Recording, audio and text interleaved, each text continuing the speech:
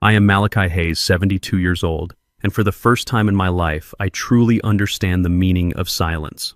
My son Jordan and his wife Megan invited me to their home in Los Angeles. When I arrived, no one was home. Just as I turned to leave, their neighbor ran out, his face pale with panic.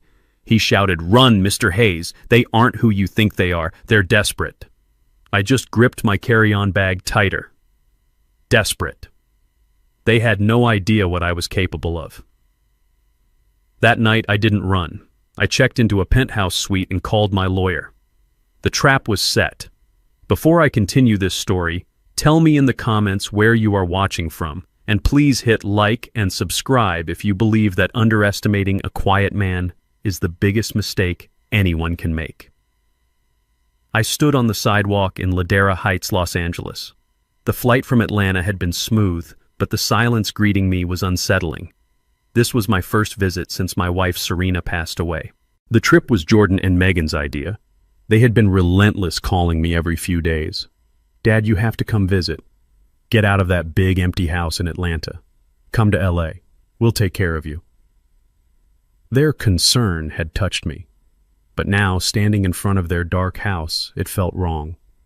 It was a beautiful California-style home, the kind with big windows and a terracotta roof.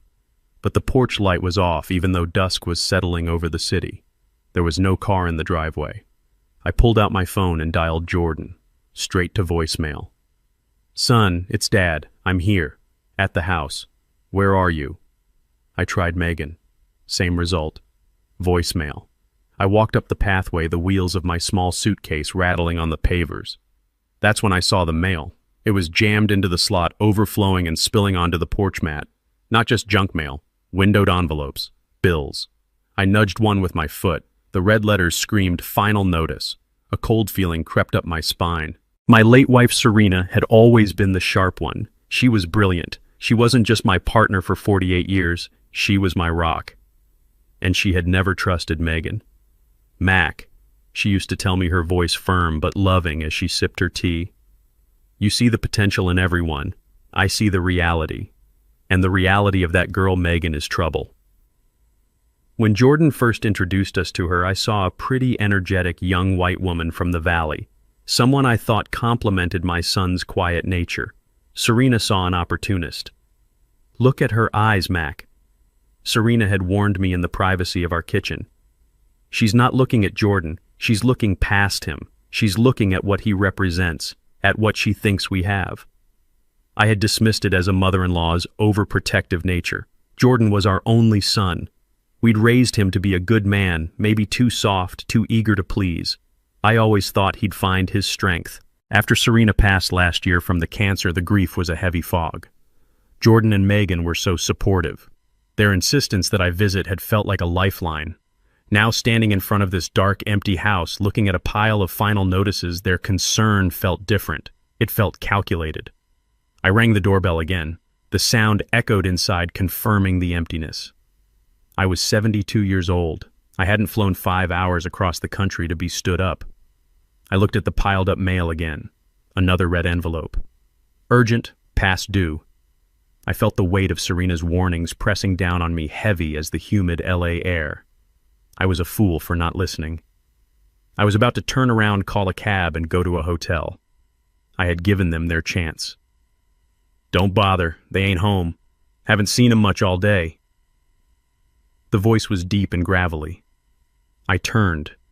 A man about my age, maybe a little younger, was standing on the porch of the house next door. He was African-American like me, tall and lean, with watchful eyes that told me he hadn't missed a thing in this neighborhood for a very long time. He walked over, wiping his hands on an old rag. "You must be Malachi Hayes," he said. It wasn't a question. I nodded. "I am." "And you are?" "Alvin Henderson. I live here." He looked left and right down the street, a quick practice scan as if he was checking for spies. His whole demeanor screamed, "Old cop." He lowered his voice. "Look, Mr. Hayes, I don't know you, but I knew your wife." My head snapped up. "You knew Serena?" "Not personally, but she called me, about 6 months before she passed." He sighed, the sound heavy with memory. "She and my late wife Clara were old college friends from Spelman. Small world. Serena made me promise to keep an eye on this place. On your son, and on her. He pointed his chin toward the dark house. The casual neighborly vibe vanished, replaced by an urgent intensity.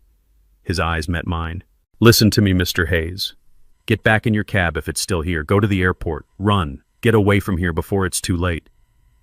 These are terrible people. The words hit me, but I didn't flinch. Run, I said, my voice steady. That's my son in there. What did they do? Alvin shook his head, a look of pity on his face. Your son is a fool. God rest his soul. But that wife of his, Megan, she's pure venom. He leaned in closer, his voice dropping to a near whisper. You shouldn't be here. They're in deep. I mean deep. What kind of deep? I asked. Loan shark deep.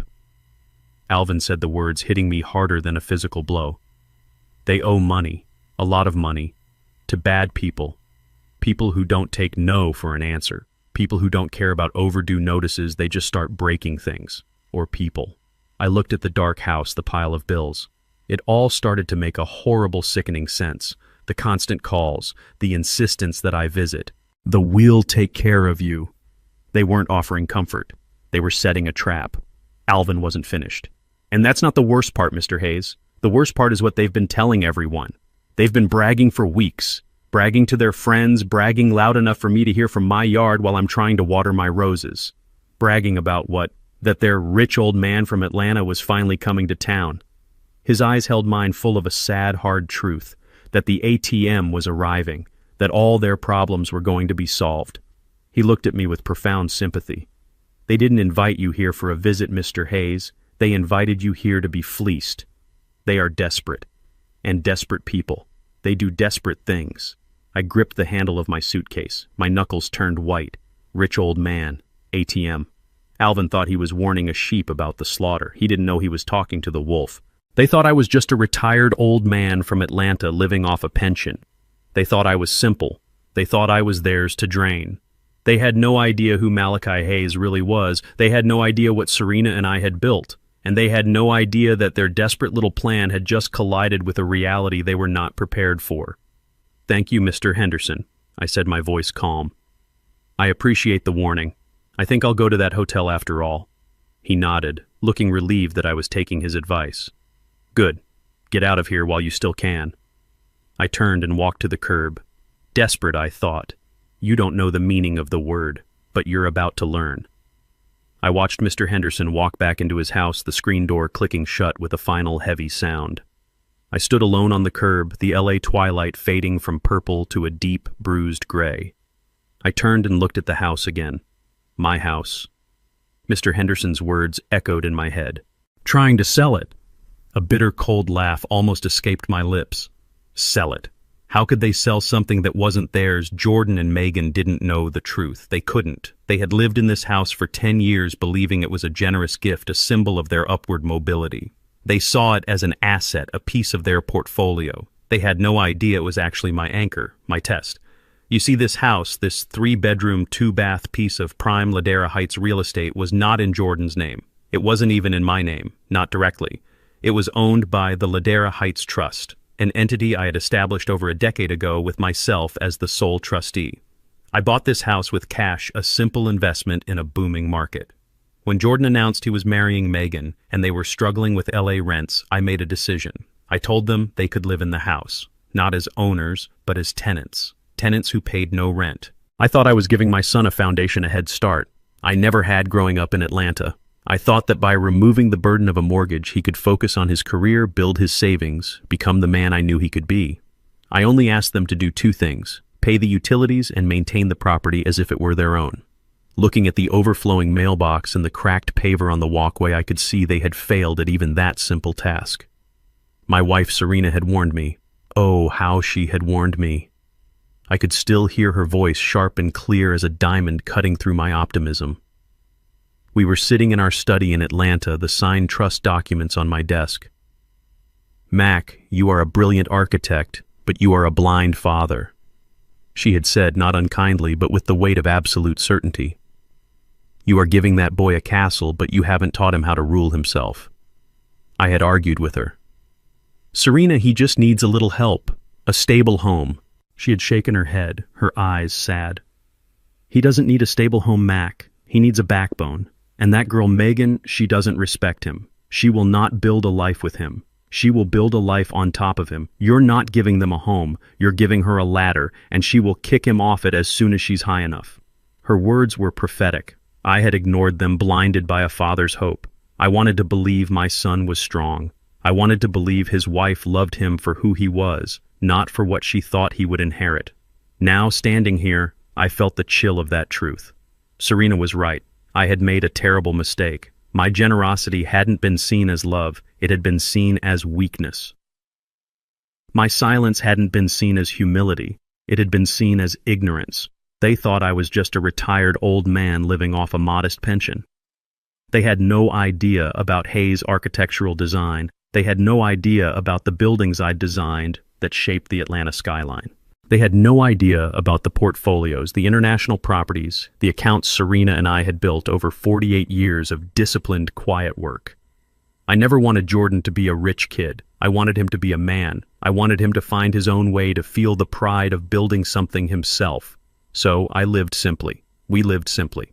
We drove practical cars. We lived in the same comfortable but not extravagant home in Atlanta for 30 years. We taught him the value of work, or so I thought. But I had given him the fruit without the labor. And now Megan was trying to sell the entire orchard. They're desperate, Henderson had said, desperate enough to try and sell a house they didn't own, desperate enough to use their rich old man as an ATM. The anger began to burn inside me. It was a cold, slow-burning anger, not the explosive kind, but the kind that builds pressure, the kind that powers engines. It wasn't just about the money, it was about the lie. It was about the profound, staggering disrespect. Not just for me, but for Serena's memory. I looked at the dark house one more time. The front door was locked, the windows were dark, but I knew where the spare key was. Serena and I had put it there ourselves years ago under the loosest stone by the back step, just in case. They were so busy planning to sell my house, they probably never even bothered to change the locks. I walked around the side of the house, my suitcase rolling silently on the grass. I found the stone. I reached under it. My fingers brushed against the cold, familiar metal of the key. I wasn't going to a hotel. I was going home. And then, just as my hand closed around the key, I heard the sound of a car engine. Headlights swept across the driveway. A late-model BMW I knew they couldn't afford pulled up to the curb with a smooth purr. The doors opened. Jordan and Megan stepped out. The show was about to begin. I retrieved the key from under the stone, my fingers tracing the cold metal. It was still there. Of course it was. People as careless and arrogant as Jordan and Megan would never think to check for something so simple. They were too busy planning grand deceptions to notice the small details. Just as I slid the key into my pocket, the headlights swept across the lawn. A low purring engine announced their arrival before the car. A sleek black BMW 7 Series glided to the curb. It was a car I knew for a fact Jordan could not afford on his salary, not even on his old salary. This was a car bought with borrowed time and someone else's money, Vinny's money. The doors opened. Jordan scrambled out. His suit rumpled, his face pale and drawn in the harsh street light. He looked like a man walking to his own execution. He saw me, then he saw Alvin Henderson disappearing back inside his own house, and he froze. He looked for all the world like a 12-year-old boy caught shoplifting. But Megan was a different animal entirely. She emerged from the passenger side like she was stepping onto a red carpet. Her dress was expensive, her hair perfect. She saw me. She saw Henderson's closing door, and her face tightened for just 1 second. Then the mask snapped into place. "Dad!" she exclaimed, rushing over her high heels, clicking aggressively on the pavement. Her smile was wide, bright, and utterly fake. "You're here. You're early. We're so sorry, we just had to run out and grab groceries." Groceries. At 7:30 at night, dressed for a cocktail party in a $100,000 car. The lie was so blatant it was almost insulting. There were no bags in her hands. She gave me a brittle hug that felt like gripping ice. "Thank you so much for keeping him company, Mr. Henderson," she called out loudly to the closed door next door, her voice dripping with venomous sweetness. It was a clear warning, a message sent. Jordan shuffled over, avoiding my eyes. Hey, Dad. Good to see you. Sorry we weren't here. The traffic was terrible. In a grocery store? I asked, playing confused.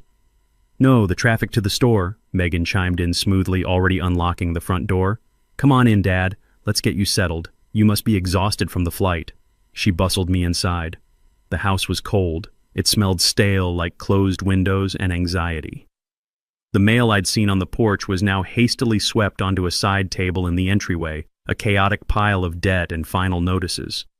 The expensive sofa I had helped them buy as a wedding gift had a large, dark stain on one cushion. The whole place felt neglected, a stage set for a life they couldn't maintain. Megan was already in the kitchen, making a great show of pouring me a glass of water. I am just so embarrassed about Alvin, she said, her voice high and fluttering. You simply must not listen to a word he says. He's a lonely old man. He gets confused. He makes things up. Honestly, I think he's always been a little jealous of us, of this house. Jealous, I sat down heavily on the sofa, making sure to wince a little, playing the part of the frail, tired traveler. Jealous of what? The loan sharks, the impending foreclosure, the crushing weight of their own lies. He seemed very concerned. I said, my voice intentionally weak. He said, you were in trouble. Megan laughed. It was a sharp, brittle sound that didn't reach her eyes. Trouble? Oh, heavens, no. That's just Alvin. He probably saw us talking to a business associate and his imagination ran away with him. Jordan was pacing by the window, his back to us. He was checking his phone every 5 seconds, his thumbs swiping nervously. He was sweating. He hadn't said a real word to me yet. He was a puppet, and she was pulling every string. A business associate? I asked. Megan came over and sat on the coffee table, leaning in far too close. She placed her cold hand on my arm. Dad, Mac, you are family. We trust you. And the truth is, well, we're not in trouble. She smiled a conspiratorial, shining smile. We're on the verge of something huge. I watched her. I had seen this performance before in boardrooms right before a hostile takeover. Jordan, honey, stop pacing and come tell Dad the good news, she ordered. Jordan turned, forcing a smile that looked more like a grimace. Yeah, Dad, it's a big opportunity, a real estate deal. Megan took over, her voice dropping to a low, excited whisper. It's a once-in-a-lifetime kind of deal, Dad. A guaranteed flip. But the window is closing fast and we're just a little short on the liquidity. Liquidity. A $5 word to cover $1 million lie. I looked at Jordan. An investment I thought you were doing well at the firm, son.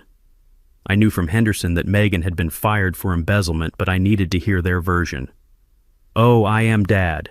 I am, Jordan lied, his voice cracking. This is just extra, a side project. Exactly, Megan said. But we need to secure our spot. And we were hoping we could ask you for a small loan, just to bridge the gap. Here it was, the hook.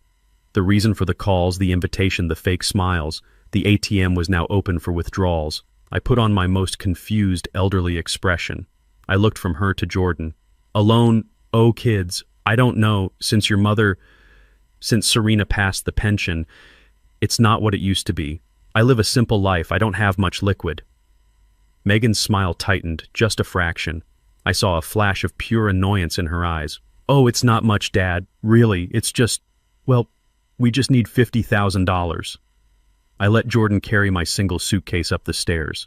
The guest room they showed me was small and a thin layer of dust covered the dresser. It was clear they hadn't expected me to stay. They had expected me to arrive, write a check, and leave. I came downstairs, my joints aching from the flight. Megan was in the kitchen, her voice bright and artificial. Can I get you some tea, Dad? You must be so tired after that long trip. I sat on the expensive sofa, the one I recognized from a catalog, the one with the dark, ugly stain on the armrest. I looked around the living room. This wasn't a home. It was a showroom for a life they couldn't afford. A massive flat-screen television the size of a small car dominated one wall. But the rug beneath it was frayed and the paint on the walls was peeling in the corners. A sleek, modern bookshelf stood empty save for a few glossy magazines and a single pretentious glass vase. While Megan rattled pans in the kitchen pretending to be the perfect hostess, my eyes drifted back to the hallway, to that pile of mail on the console table. Red letters. Urgent. Final notice. Past due. This house was drowning in debt, and they looked at me, their rich old man, as the lifeboat. Megan returned holding a delicate teacup. It was one of Serena's. My wife had given it to them as a wedding present. Seeing it in Megan's hand felt like a violation. "Here you go," she said. "Be careful, it's hot."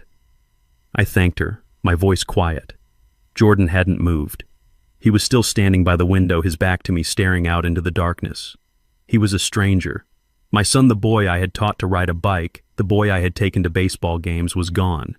In his place was this nervous, hollowed-out man, a puppet waiting for his strings to be pulled. Megan sat down on the coffee table, leaning in too close. Her perfume was overpowering, expensive, and sharp. She placed her cold hand on my arm. "Dad, Mac, I am just so glad we get to have this time together. Jordan and I have missed you so much. It's been too long." I just nodded, sipping the tea. It was lukewarm. "And, well, since you're here and your family, we really wanted to run something by you. Jordan, honey, stop pacing. Come tell Dad the good news." Jordan flinched as if he'd been shocked. He turned, forcing a smile that was painful to look at. "Oh, yeah, it's a great deal, Dad. A property, downtown. We found this amazing opportunity." He was reciting a poorly memorized script. He didn't even sound like he believed it himself. Megan, seeing him fumble, sighed dramatically and took over. Her voice dropped to a low, excited whisper, the kind snake oil salesmen use. "What my brilliant husband means to say is that we have a chance to invest in a commercial property, a small stake, but the return, Mac, the return is guaranteed. Triple our money in just 6 months." "Triple?" I asked, widening my eyes, playing the part of the naive old man. "My goodness, that sounds very fast." "It is fast," she said, her eyes gleaming with a predatory light. "That's why we have to move now. The buy-in closes at the end of the week, and we're just a tiny bit short on the capital." I held my breath. I looked at Jordan. He was examining his shoes as if they held the secrets of the universe. He was spineless. "We just need $50,000, Dad." She said it quickly, brightly, as if asking for bus fare. "Just a loan, of course. We'd pay you back the second the deal closes, with interest. We'll give you 10% interest. You won't get that from your savings account." She laughed, a light, airy sound that scraped against the silence of the room. The ATM was now open for business. I set the teacup down on the table. I made sure my hand trembled. I looked down at my own worn pants, then back at her, my face a mask of weary confusion. "Oh, Megan. Jordan. $50,000? I let my voice sound frail. "My heavens. That is so much money. That's almost my entire year's pension." I looked at Jordan, a direct appeal to the son I used to know. "Son, I don't keep that kind of money just lying around. I'm retired. I live on a fixed income. Your mother, Serena, she handled all the investments, and since she passed, I've just been trying to keep the lights on in Atlanta." I let the lie hang in the air, a perfect, fragile bubble. I watched them. Jordan looked at the floor, his face pale with what looked like shame. He couldn't meet my eyes. But Megan, the mask of the loving daughter-in-law, didn't just slip. It shattered and fell to the floor. Her smile evaporated. Her eyes went flat and cold like wet stones. The warmth she had been faking vanished so quickly it felt like a door slamming shut. She stood up abruptly, her movements jerky and angry. "Are you kidding me?" The words were sharp, not sweet. They were blades. I flinched, just as I was supposed to. "Kidding? No, dear. It's just 50,000. "Don't dear me," she snapped. Her voice was low and hard. She turned on Jordan. "Jordan, look at me." He looked up, terrified. She turned back to me, her arms crossed, her posture radiating pure contempt. "You're kidding. Jordan told me you were comfortable. He told me you had investments. He told me you had money saved up from your old job." "I have a little," I stammered, shrinking into the sofa. "A rainy day fund. But this isn't a rainy day, Megan. This is a risk. It sounds very risky." "A risk." She laughed, that cold, brittle sound again. "It's a guarantee.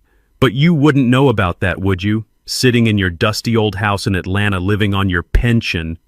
She said the word pension as if it were a disease. She took a step toward me, looming over me. "Look, old man, I am not playing games here. Your son needs this. We need this. You can't just sit there on your rainy day fund and watch your only son fail, can you? After everything he's done for you. Everything he'd done for me." The absurdity of it almost made me break character. What had he done? Accept my free housing. Take my money for his wedding. What kind of father are you? She pushed, her voice rising, losing its careful control. He brought you out here. We're taking care of you, and you can't even help him with a simple loan. A loan he is entitled to. Entitled. There it was. The truth. The rot at the center of it all. Serena's voice echoed in my head as clear as if she were standing next to me. She will not build a life with him. She will build a life on top of him. My son, my weak, foolish son, hadn't just married her. He had been consumed by her. He had been hollowed out and filled with her ambition, her greed. And now, they were here to pick the bones. I had to see this through. I had to know just how deep the rot went. I need to think about it, I whispered. I clutched my chest just a little as if the stress was too much. It's all so sudden. $50,000. Megan threw her hands up in the air, a full dramatic teenage tantrum. Think about it. The deal closes on Friday. We don't have time for you to think about it. This is a yes or a no. Are you going to help your son or are you going to abandon him? Abandon him. The emotional blackmail was clumsy, but it was a hammer, designed to shatter the resolve of a frail, guilty old man. But she wasn't talking to a frail old man. She was talking to the man who had built a $30 million company from red clay and dreams. She just didn't know it yet. Please, dear, I said, my voice cracking just right. Don't pressure me. I'm tired. The flight was long. I need to rest. Can we talk about this tomorrow at breakfast? Megan stared at me, her jaw tight. I could see the calculations running behind her eyes. Was it better to push harder and risk breaking me or to regroup, let me sleep on it, and attack again in the morning? She finally let out a long, frustrated hiss of air. Fine, tomorrow. We'll talk at breakfast. She turned and stalked out of the room, her heels stabbing the hardwood floor. Jordan, come help me with our groceries. Jordan looked at me one last time. His eyes were wide, desperate. They were pleading. But what was he pleading for? Forgiveness? Or for the $50,000 I realized with a sickening lurch that I truly didn't know the answer. He turned and followed his wife, a shadow disappearing into the kitchen. I was left alone in the cold, dark living room, surrounded by the wreckage of their lies. The trap was set. They thought it was for me. They had no idea they were the ones who had been caught in it for the last 10 years. I lay in that dusty guest room bed for hours, my eyes wide open, staring at the shadows on the ceiling. The house was heavy with a toxic silence. Down the hall I heard the muffled, angry whispers of my son and his wife. I couldn't make out the words, only the sharp, stabbing rhythm of her voice and the low, defeated rumbles of his. Around midnight the whispering stopped. A door closed too firmly. Silence. I waited another 30 minutes. My mind was clear, cold, and precise. The frail, confused old man they wanted to see was gone, replaced by the man Serena had married. I slipped out of the bed, my joints protesting, but my will was iron. I carried my shoes in one hand. I moved down the dark hallway, my feet silent on the carpet. I crept down the stairs, each step a calculation. The house was dark. I didn't bother with the front door. I went to the back through the kitchen. The back door lock wasn't even engaged. Careless. I crossed the damp, patchy lawn, the cold grass soaking my socks. Alvin Henderson's house was the opposite of theirs. A single dim light was on in his living room, a beacon of order. He opened the door before I even had a chance to knock, as if he had been waiting. "Get in," he whispered, pulling me quickly inside and locking the deadbolt behind us. His living room was immaculate. Books were organized on the shelves. The furniture was old but spotless. This was the home of a man who understood discipline. He handed me a glass of water. His hands were steady as rock. "You look like you've seen a ghost," he said, sitting across from me. I took a long drink. My own hands were shaking, but not from fear. It was rage. "They want $50,000. They say it's for a guaranteed real estate investment." Alvin let out a short, harsh laugh that held no humor. 50,000. He shook his head, a look of profound pity on his face. 50,000 is what they hope will silence the shark for a week. That's not the investment, Mr. Hayes. That's the interest. The glass in my hand stopped halfway to my mouth.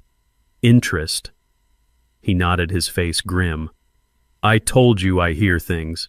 Megan isn't quiet when she's screaming into her phone in the backyard thinking no one can hear. They don't owe 50,000. They owe $200,000. My blood ran cold. 200,000 to who? A man they'd just call Vinny, Alvin said. He's not a banker, Mr. Hayes. He doesn't send final notices in red envelopes.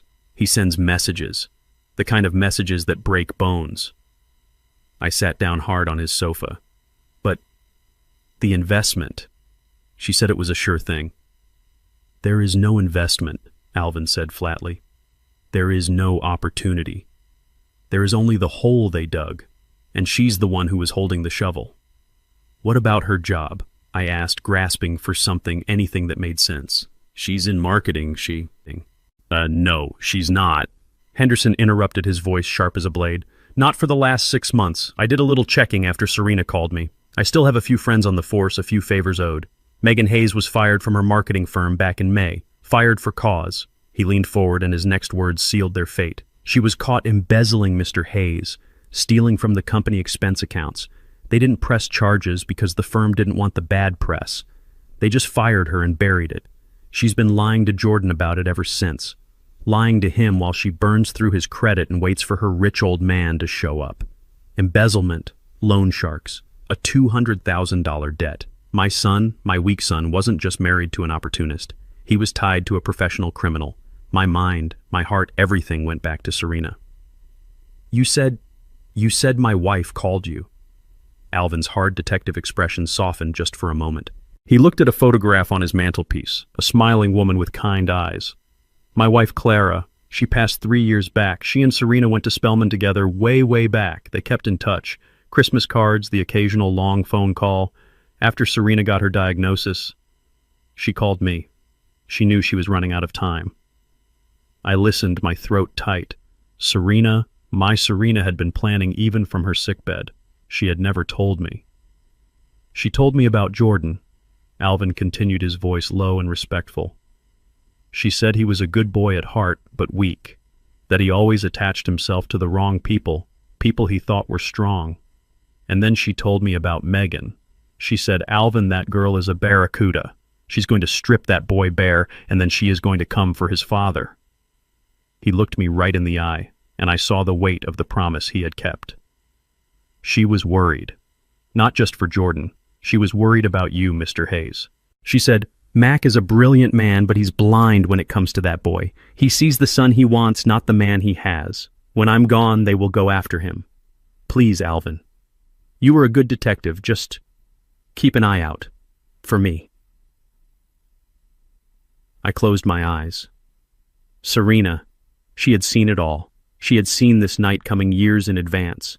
She had seen my stubborn hope, my refusal to see the truth. She had seen my blindness. So I made a promise, Alvin said quietly.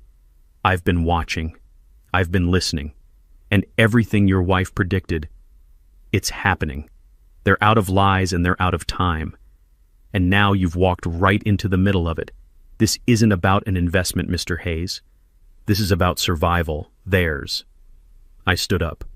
The old, frail, confused man who had walked into that dark house 2 hours ago was gone. The man Serena married was back. Thank you, Alvin. You've honored my wife's memory more than you know. Now I have to honor it too. I walked back to that house, the cold metal key heavy in my pocket.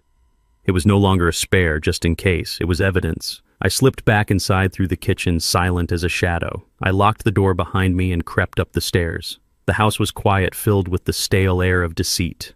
I lay down in the guest room, but sleep was impossible. My mind was a whirlwind, replaying Alvin Henderson's words over and over. $200,000. Embezzlement. A loan shark named Vinny. And Serena?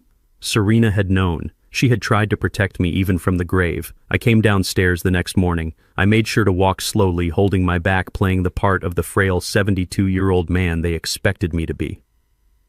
Megan was in the kitchen, a stark contrast to the previous night. She was humming, dressed in bright yellow, already making a massive breakfast. The smell of blueberry pancakes filled the air. It was a performance. She was auditioning for the role of the loving, caring daughter-in-law. "Good morning, Dad," she chirped, her voice sickeningly sweet. "Did you sleep well? I thought I'd make your favorite. You always loved my pancakes, remember?" I had never had her pancakes in my life. Jordan was already at the table, hiding behind the business section of the Los Angeles Times. He mumbled a good morning without looking up. He was a coward hiding behind his wife and a newspaper. "You're very kind, Megan," I said, sitting down heavily. "But after our talk last night, I'm still very worried. That $50,000... I needed to make the call. I needed confirmation. I pressed my hand to my temple and winced. "Oh my, I feel a little dizzy. All this stress. Megan, dear, would you be a saint and fetch my heart medication? It's in my suitcase in that small blue bag by the zipper." Her face lit up. She jumped at the chance to be helpful to prove her devotion. "Of course, Mac. You just sit right there. Don't move an inch." She sprinted up the stairs. The moment she was out of sight, my phone was in my hand. Jordan remained hidden behind his paper. I dialed the number. My lawyer in Los Angeles, Cynthia Pham. Cynthia wasn't just a lawyer. She was a surgeon. She didn't argue cases. She dissected them. She picked up on the second ring. "Mac, it's 6:05 a.m. in L.A. This had better be an emergency." Her voice was pure business. "Cynthia," I whispered, my voice urgent. "It is. I'm at the Ladera Heights house. I need you to check the trust. Now. I have reason to believe someone is trying to move against it." "Move against it? What are you—" I heard Megan's footsteps on the floor above. "I have to go," I whispered. "Just check it. Check everything. The title, any new liens, any pending sales, everything. Call me back as soon as you know." I hung up and slid the phone back into my pocket just as Megan returned holding the blue bag triumphantly. "Here you are, Dad. See all better." "Thank you, dear," I lied, fumbling with the zipper. I'm just a little overwhelmed about your offer." Breakfast was the longest hour of my life. Megan chattered relentlessly about her investment. She spun a fantasy of a commercial property, a sure thing, how this $50,000 was just a small piece of the pie and how we'd all be rich. It was a terrible, clumsy lie. I watched her marveling at the sheer audacity. I watched Jordan Hyde shoveling pancakes into his mouth, his eyes empty. I spent the next 4 hours as a prisoner in plain sight. I said I needed to rest after the long flight. I went to the guest room and locked the door. I sat on the edge of the bed, staring at my silent phone. Every minute that passed felt like a year. What was happening? Had they already succeeded? At 10:30 a.m., the phone vibrated, nearly jumping off the nightstand. I grabbed it. Cynthia. I stepped into the small adjoining bathroom and turned on the fan for cover. "Cynthia. Mac, you were right." Her voice was no longer just business. It was cold. It was angry. "This is not good. They are in active commission of a felony." I gripped the phone, my knuckles white. "What did you find?" "It's not what I found, Mac. It's what the title company found. They called my office an hour ago because my name is on the trust. Someone is trying to fast-track a sale of the house." My heart hammered against my ribs. "A sale?" "Yes," Cynthia said, her voice sharp as glass. "They are not trying to borrow $50,000 from you, Mac. They are trying to steal $2.5 million from you. They are in escrow. They accepted an all-cash offer 2 weeks ago and are scheduled to close in 3 days. I had to lean against the wall. The room was spinning. "How?" "They forged your signature," Cynthia said, answering my unspoken question. "They forged it on a fake power of attorney document claiming you were medically incapacitated in Atlanta and that Jordan had full rights to liquidate your assets in California. The notary stamp is fake. The medical assessment it refers to doesn't exist. It's sloppy, desperate work, Mac, but they were counting on no one checking until the money was gone." The $50,000 loan was a smokescreen, a fast cash grab while the real prize was being processed. Or if I refused, it was meant to be the trigger. It was meant to make me angry, to create a fight to build their case that I was becoming irrational and difficult. Cynthia was still talking, her voice a precise, angry monotone. "They were going to sell your house, pay off their loan shark, and run with the remaining $2 million. They were never going to see you again, Mac. They were going to clean you out and disappear." I looked at myself in the bathroom mirror. I saw my tired 72-year-old face. I saw the face of a fool who had let his hope for his son blind him to the truth. I saw the face of the man Serena had tried to warn. They weren't just desperate. They were criminals. They weren't just my family. They were the enemy. "Cynthia," I said. My voice had changed. The weakness was gone. The confusion was gone. It was cold. "Stop the sale immediately. Contact the district attorney's office. Tell them we have active ongoing fraud." "Done," she said. "But," I continued, "don't let them know we've stopped it. Not yet. I'm not finished with them." There was a pause on the line. "What are you planning, Mac? This is a criminal matter." "It is," I said. "And it's also a personal one. They just tried to steal my house and my name. They tried to erase me. Now I'm going to give them exactly what they want, just not in the way they expect." I hung up the phone with Cynthia, the bathroom fan whirring loudly, masking the sound of my own heart hammering in my chest. Forged. Liquidate. Desperate. The words echoed in the small tiled room. They weren't just incompetent, they were criminals. They weren't just greedy, they were trying to erase me. I looked at my reflection in the mirror, the face of a 72-year-old man tired with the lines of grief for his wife still etched around his eyes. This was the face they saw. They saw a frail, confused, simple old man. They saw a victim.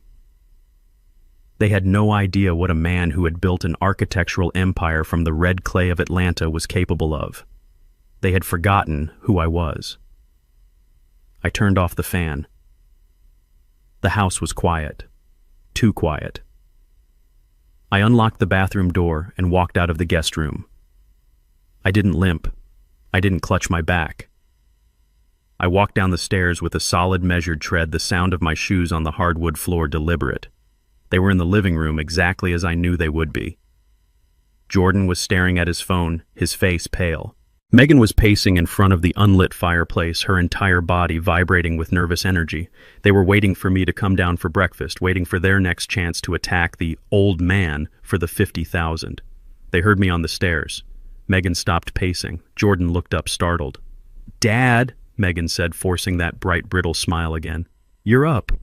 Are you feeling better? I was just about to make those blueberry—" "We're done talking about pancakes, Megan." My voice was quiet. It wasn't loud, but it cut through the room like a surgeon's scalpel.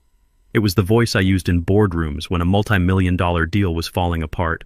It was a voice Jordan had never ever heard me use. He flinched physically. Megan's smile faltered, her eyes narrowing.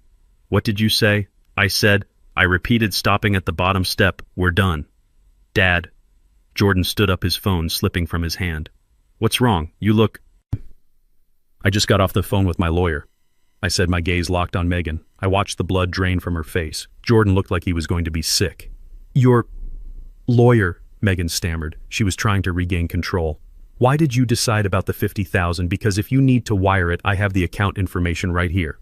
"No," I said. "We weren't discussing your $50,000 lie. We were discussing this." I gestured around the room. "We were discussing my house, the one you are actively trying to sell behind my back." The silence that followed was absolute. It was heavy and sharp like a block of falling glass. Jordan made a small choking sound and sank back into his chair, his head in his hands. But Megan didn't crumble. She ignited. The mask of the loving daughter-in-law didn't just fall, she ripped it off and threw it to the ground. Her face, moments before painted with fake concern, contorted into a mask of pure reptilian rage. "Your house," she hissed. The word was venom. "Your house. We have lived in this dump for 10 years. We fixed it up. We made it livable. We put our lives into this place while you did nothing. You've lived here for free, Megan," I stated calmly, which only made her angrier. "You haven't paid a dime in rent. You were asked to maintain the property. And from what I see, you failed at that too."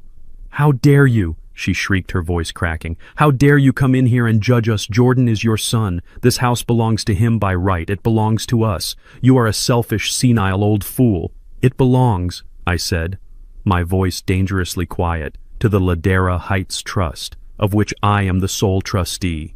You are and have always been tenants, and your lease is about to be terminated." "Tenants?" she screamed. The words seemed to break her. "You... tenants?" She whirled on Jordan, who was cowering in his chair.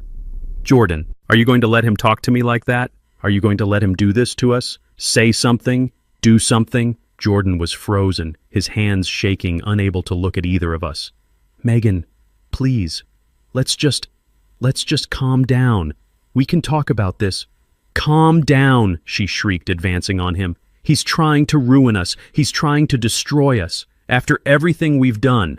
After we've been waiting all this time." She turned back to me, her eyes wild, her face red. "You owe us this. You owe us." She lunged at me. It wasn't a small push, it was a full-bodied shove. Her hands slamming into my chest. I saw it coming. I had counted on it. I had spent the last 2 hours while they slept planning this very moment. I saw the small rolled edge of the oriental rug she had kicked aside in her rage. It was positioned perfectly. I didn't resist the push. I let my body go with it. I combined her momentum with my own planned, deliberate stumble. My foot caught the edge of the rug perfectly. Time slowed down. I twisted as I fell, protecting my head, but aiming my shoulder just as I had rehearsed in my mind. I aimed for the sharp, heavy oak corner of the coffee table. The fall was real. The impact was real. A sickening, wet crack echoed in the silent room as my shoulder connected with the wood. The pain was immediate, white-hot, and blinding. It was far more real than I had anticipated. I collapsed onto the floor. I let out a very real, very agonizing groan. "Ugh, my shoulder!" I cried out, my voice choked with genuine pain. I clutched my arm, which already felt numb and wrong. "My shoulder. You broke it."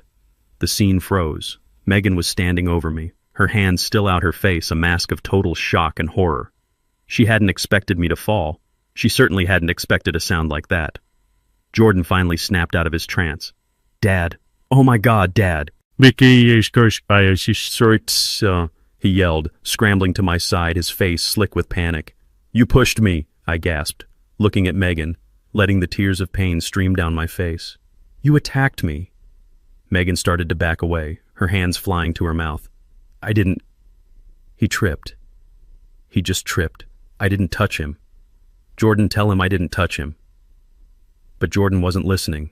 He was fumbling for his phone, his fingers shaking so badly he could barely unlock it. "Dad, don't move. I'm calling 911. I'm calling an ambulance." I raised my good hand and grabbed his arm. "No," I whispered, my voice strained. "No. Ambulance. Call the police." Jordan stopped dialing. His eyes were wide. "The police. Dad, it was an accident.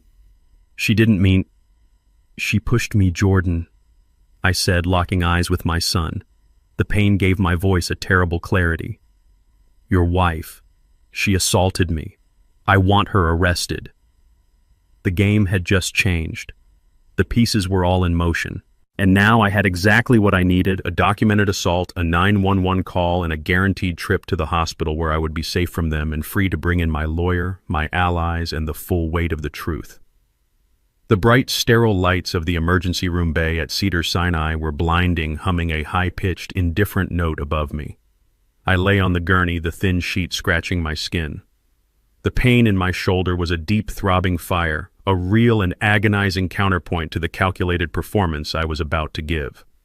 A young doctor, his face kind but tired, finished tightening the sling.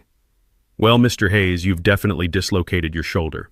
A clean dislocation, no fracture, which is the good news. The bad news is it's going to be extremely painful for a few weeks." "Oh, thank you, doctor. Thank you so much." Megan was hovering her performance in full swing. Her hands were clasped at her chest, her eyes wide with manufactured terror. "We were just so worried. He just fell. It was so fast." Jordan was on the other side of the gurney, his face the color of old ash. He looked sick. "Dad, can you hear me? It's Jordan. We're right here, Dad." I kept my eyes closed, letting out a low groan that was only half fake. The throb in my shoulder was a useful grounding reality. "He seems confused," Megan whispered to the doctor, her voice loud enough for everyone to hear. "He's been like this, a little frail, you know, ever since his wife passed. He forgets things. He gets agitated." She was laying the foundation, planting the seeds of my incompetence. "Megan, please," Jordan muttered, running a shaky hand through his hair. "Not now. We're just concerned," she insisted, her voice breaking with false emotion. The curtain around our bay was suddenly sharply pulled back. "Mr. Hayes, Malachi Hayes." Two uniformed LAPD officers stood there. One was older, with a face that had seen too much, his notepad already out. The younger one stood just behind him, his hand near his belt, observing. I saw Megan's face flash with pure, unadulterated panic. Jordan looked like he might faint. This was not part of their plan. "Officer," Megan said, recovering instantly, stepping between me and the police. "What is this? Is something wrong?" The older officer, Diaz, ignored her. He looked straight at me on the gurney. "Sir, we received a 911 call reporting a possible domestic disturbance at your son's residence. The caller specified potential elder abuse." Alvin Henderson, that magnificent, glorious man, he hadn't just called the police. He had used the magic words, the legal, fire-starting, irreversible words. Elder abuse. Megan let out a sound, a high-pitched laugh that was almost a scream. "Elder abuse. My goodness, no, officer, you don't understand. This is my father-in-law. He had an accidental fall. We've been telling the doctor. He's confused. He tripped on a rug." The caller, a Mr. Alvin Henderson, stated he heard a violent argument. Officer Diaz continued, his voice a flat monotone, reading from his notes. He said he heard a female voice screaming, quote, "You owe us," and "selfish old fool," followed by a loud crash and a man crying out in pain. Megan's face went white, then red.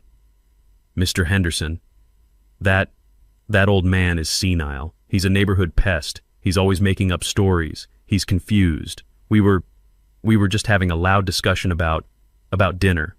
He must have misunderstood." "We'll need to speak to Mr. Hayes," the officer said, finally looking at Megan. "Alone. But he's in pain. He's on medication," Megan protested. The doctor, who had been quietly observing, stepped forward. "He's only had a local anesthetic for the relocation. He is perfectly lucid." Lucid. The word hung in the air, a direct contradiction to Megan's narrative. The officer nodded at the doctor, then looked at Megan.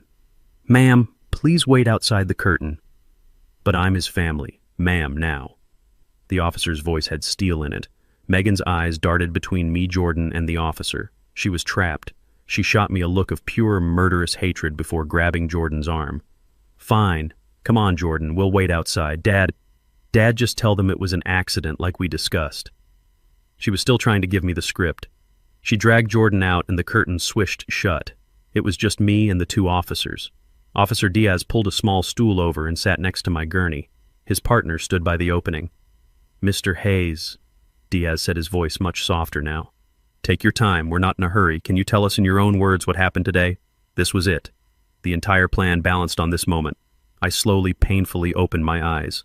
I winced as a jolt of real pain shot through my shoulder. I let the pain show on my face. I let the tears that welled up, tears of rage, of betrayal, of agony, roll down my temples into my hair. She... I licked my dry lips. I looked at the officer, trying to project total, heartbreaking vulnerability.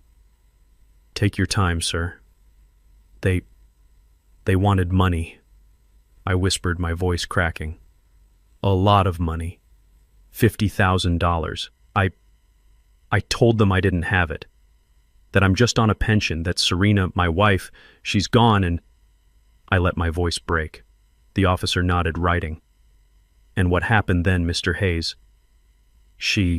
Megan, she got so angry."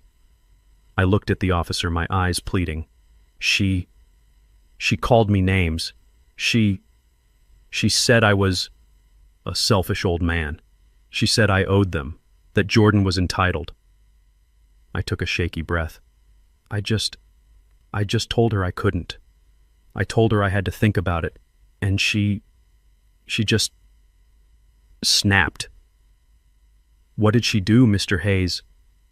I closed my eyes as if reliving the horror. "She pushed me. She screamed, 'You owe us,' and she shoved me hard. I'm 72 years old. I couldn't keep my balance. I fell. I hit the coffee table. I heard it crack." I started to shake. It wasn't hard to fake. The memory of the impact was still fresh. Officer Diaz stopped writing. He looked at his partner. His partner looked back. Suddenly the curtain was ripped open. Megan stood there, her face a mask of fury. She had clearly been listening from the other side. "He's lying." Her voice was a shriek that echoed through the ER bay, making a nearby nurse jump. "He's lying. He fell. He's confused. He tripped on the rug." Officer Diaz stood up slowly, calmly placing himself between Megan and my gurney. "Ma'am, I asked you to wait outside." "You can't believe him," she screamed, pointing a trembling finger at me. He's senile, he's paranoid, he's been like this ever since his wife died. He's making it all up. Jordan, tell them. Tell them he's been confused. Jordan was standing behind her, his face completely bloodless. He looked like a ghost. "Ma'am, you need to calm down," Officer Diaz said, his hand moving toward his belt. "I will not calm down," Megan shrieked. "You are being manipulated by a senile old man. He's the one who's abusive. That's enough," Officer Diaz said. His voice was now pure ice. "You are interfering with a police investigation. Either you step outside or I will arrest you for obstruction." The threat finally landed. Megan stared at him, breathing heavily, her chest heaving. She looked at me on the gurney, and the hatred in her eyes was so pure, so potent, it was almost stunning. She turned, grabbing Jordan by the arm again. "This is ridiculous. We're getting a lawyer." She stormed out, dragging her puppet son behind her. Officer Diaz watched her go. He turned back to me, his expression grim. "Mr. Hayes," he said, "I think we need to have a serious talk about your living situation, and I think we need to get a protection order in place, right now." Officer Diaz and his partner left the bay. The younger officer pulled the blue curtain shut, but it felt less like a shield and more like the curtain on a stage marking the end of Act 1. I lay on the gurney, the throbbing in my shoulder a dull, angry fire. The doctor had been precise. A clean dislocation. He had reset it, a moment of sharp, blinding agony, and now I was immobilized in a sling, the victim of my own plan. I had done it. I had the police report. I had the official documented event of an assault. I had a temporary restraining order being processed against Megan, which would legally remove her from my house. My house. I almost smiled. The pain was a small price to pay for control. The emergency room was a symphony of chaos outside my curtain. Beeps, rushed footsteps, a woman crying softly somewhere. I was in the eye of the storm, perfectly calm. I had my phone, which I had palmed during the fall, tucked safely under the thin hospital pillow. Cynthia was moving. The DA's office was being alerted. The fraudulent sale of my house was frozen. I was safe. They were trapped. Then the curtain ripped open. It wasn't a nurse. It wasn't the doctor. It was Jordan. His face was a mask of pure, primal terror. His skin was gray, his eyes wide and bloodshot. He looked like he hadn't breathed in an hour.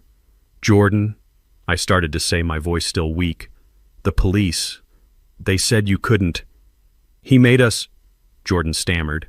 He was shaking, his hands held up as if to ward off a blow. Megan was right behind him, her mask of rage gone replaced by the same raw panic as her husband. She stumbled into the small bay, her expensive dress now rumpled. And then a third man entered. He ducked slightly to clear the curtain rod. He was not what I expected. He wasn't a large, scarred thug. He was immaculate. He wore a dark gray Italian suit that probably cost more than Jordan's car.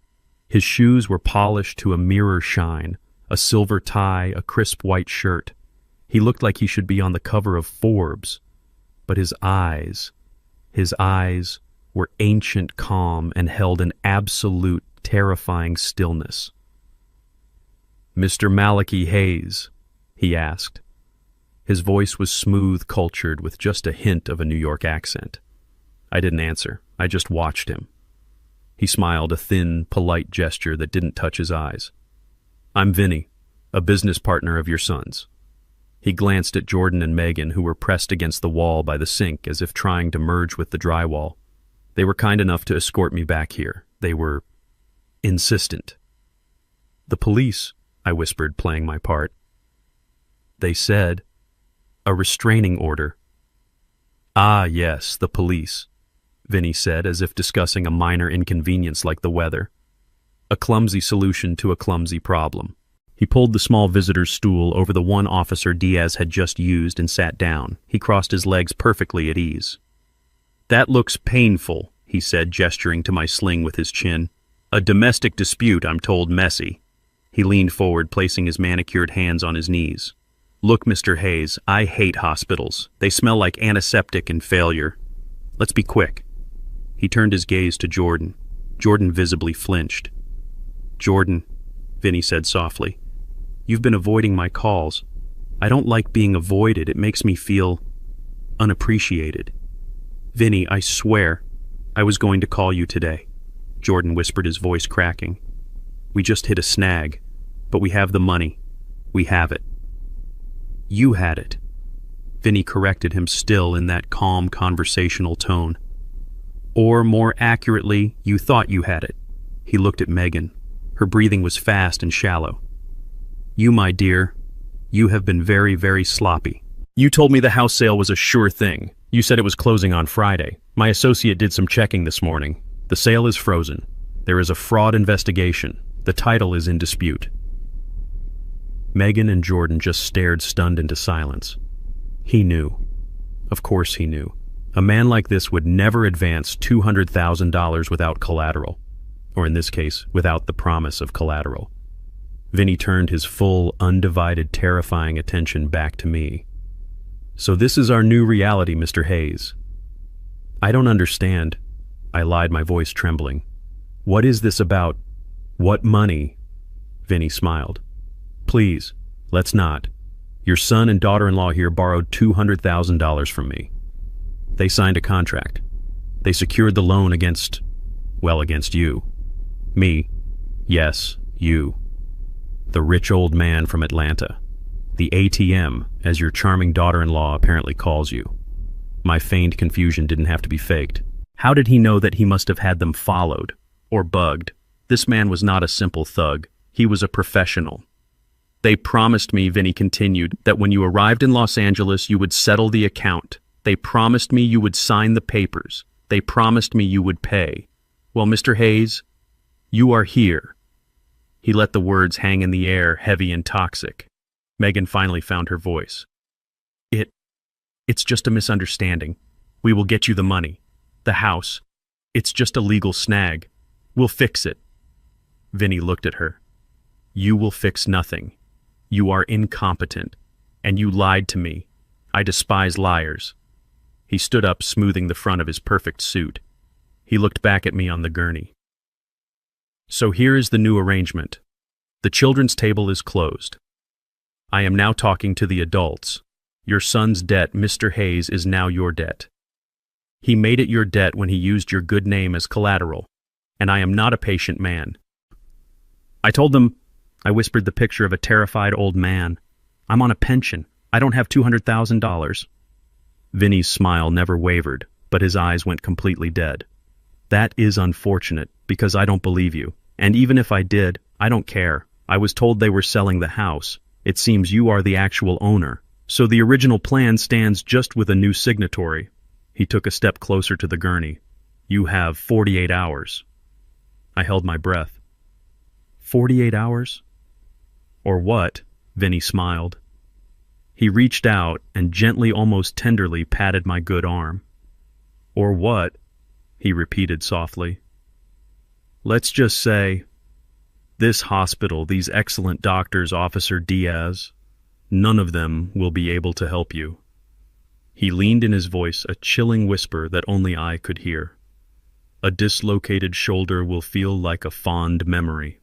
I will not be as clumsy as your daughter-in-law. I will finish the job. Do you understand me?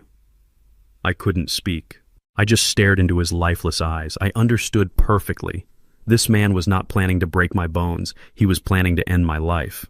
He straightened up his public persona back in place. I'll be in touch. He nodded politely to the room at large and walked out, his footsteps silent on the linoleum floor. He left Jordan and Megan in the room, frozen in a new kind of hell. They were no longer in charge. They were no longer the predators. They were just trapped between the police, a loan shark, and me. A long, terrible silence filled the bay. Jordan was the first to break. He stumbled forward and fell to his knees by my gurney, burying his face in the thin hospital sheet. Dad, he sobbed, his voice muffled. Dad, please, please, you have to help us. He's going to kill us. Please, Dad, you have to pay him. Megan, however, was already regrouping. I saw the terror in her eyes being replaced by a new, desperate calculation. She looked at Jordan sobbing on the floor, and then she looked at me. Her expression was hard. He's right, Mac, she said, her voice low and shaking but regaining its steel. This is a mess, but you heard him. He thinks you have the money. You're the only one who can fix this. You have to pay him. The police wanted to arrest her. The loan shark wanted to kill her. And her only solution was to demand that I pay her way out. The sheer magnificent audacity of it was almost beautiful. This was the moment to set the final trap. Vinny left the room. The silence he left behind was thick and suffocating, heavier than any sound. Jordan was a crumpled heap on the floor, his face buried in the thin hospital sheet of my gurney, his shoulders shaking with silent, pathetic sobs. "Dad, please, he's going to kill us. Please, you have to help us." Megan was pressed against the far wall as if trying to physically push herself through it. Her face was chalk white, her eyes wide with a terror that was for the first time completely genuine. She was breathing in short, shallow gasps. She looked at her sobbing husband on the floor, then at me. Her mind was racing, her calculations frantic. "Get up, Jordan," she hissed, her voice a harsh whisper. "Crying isn't going to fix this." She stumbled forward, grabbing the footrail of my bed. "Mac, you heard him. 48 hours. You have to pay him. You have to. He's not bluffing. You have to fix this." Her audacity was breathtaking. Her assault on me was forgotten. The restraining order was an inconvenience. All that mattered was that the loan shark was at the door, and she expected me to be the one to pay him off. This was the moment, the pivot, the instant the trap had to be set. I let my head fall back onto the pillow. I let out a long, shaky breath. I let the real pain in my shoulder and the very real adrenaline in my veins make my voice tremble. Who was that?" I whispered, my voice thick with feigned terror. "Jordan, what have you done?" "He's a bad man, Dad," Jordan cried from the floor. "It was just a small loan. It just got out of control. Megan said she had a plan. I didn't know." "Shut up, Jordan." Megan snapped, her eyes darting toward the curtain, terrified Vinny might still be listening. She turned back to me, her voice dropping desperate. "It doesn't matter. None of that matters now. What matters is he wants $200,000. Money. Money you have. You're the only one who can fix this." I raised my good hand, my fingers shaking. "Stop." My voice was a broken whisper. "Please, just stop talking. Both of you." They froze. The only sound was Jordan's hitched breathing. I squeezed my eyes shut. I let the real tears in my eyes, tears of pure cold rage, spill over. But they didn't see rage. They saw fear. They saw a broken old man. "Okay," I whispered. The word was so quiet, Megan leaned in closer. "What did you say when you—" I said, "Okay." I said a little louder. I opened my eyes and looked at them. I let them see the defeat. I let them see the terror. "You win. You all win. I can't fight him." I looked at my bandaged arm, at the IV tube in my hand. "I'm 72 years old. I'm tired. I just wanted a quiet visit. I just wanted to see my son. And now, that man, he wasn't lying, was he? He meant it." Jordan scrambled to his knees. "Dad, you'll pay him. You'll help us." Hope dawned on his tear-streaked, pathetic face. Megan's eyes narrowed. She wasn't convinced. She was a predator, and predators are always suspicious of prey that gives up too easily. "Just like that," she said, her voice sharp. "You're just going to pay him. After all this, what choice do I have?" I snapped, letting a flash of panicked anger show. "Did you see his eyes? Did you hear him? He'll kill me. He'll kill us all. I don't want to die in a hospital in Los Angeles over your debts." The performance was working. My fear of Vinny was the key. It was the only thing that would make my surrender believable. "But your pension," Megan stammered, still testing. "You said you didn't have $50,000. "I lied." I shouted, the force of it sending a jolt of white-hot pain through my shoulder. I cried out, clutching the sling. I lied. Of course I lied. I have money from Serena, from the company. I have savings. I didn't want you to know. I didn't want anyone to know." I let my head fall back, exhausted. I was saving it. For my retirement. For emergencies. And now he knows. Vinny. He knows I have it. He said he'd finish the job. That was it. That was the phrase that sealed it. The suspicion in Megan's eyes evaporated, replaced by a dazzling, triumphant, greedy gleam. She had been right all along. The ATM was loaded. The old man was rich. She had won. "Oh, Dad," she cooed, her voice instantly shifting back to that sickening sweet syrup. She rushed to my side. "You are going to help us. Oh, thank you, Mac. I knew you would." I knew you loved Jordan too much to—" She reached out to hug me. "Don't!" I yelled, recoiling, pushing away with my good arm. "Don't you touch me!" She pulled back, her face a mask of wounded innocence. "I was just thanking you. And the house," Jordan said, his voice shaky but gaining strength. He was already moving on to the next prize. "Vinny said he'd take the house." "He can't take the house if I pay him," I growled. "But I'm done with it. I'm done with Los Angeles. I'm done with this." I waved my good hand at both of them. "You can have the house too." If I thought they were shocked before, it was nothing compared to this. They stared, mouths open. "What?" Jordan whispered. "Have it," I said, my voice heavy with fake exhaustion and disgust. "Sell it. Live in it. I don't care anymore. I want to go home to Atlanta. I want to be left alone. I want this to be over. You take the house. You pay your own bills from now on. You deal with your own lives. Just get Vinny out of mine." Megan's mind was racing.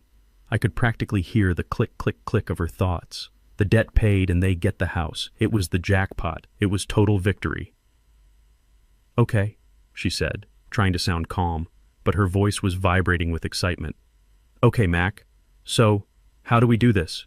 Do you write us a check? A wire transfer?" I let out a harsh, bitter laugh. "A check.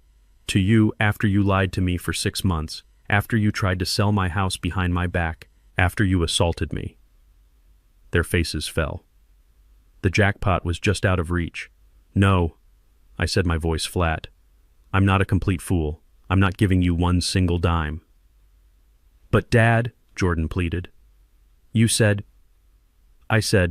I interrupted him, my voice like steel. "I will pay Vinny.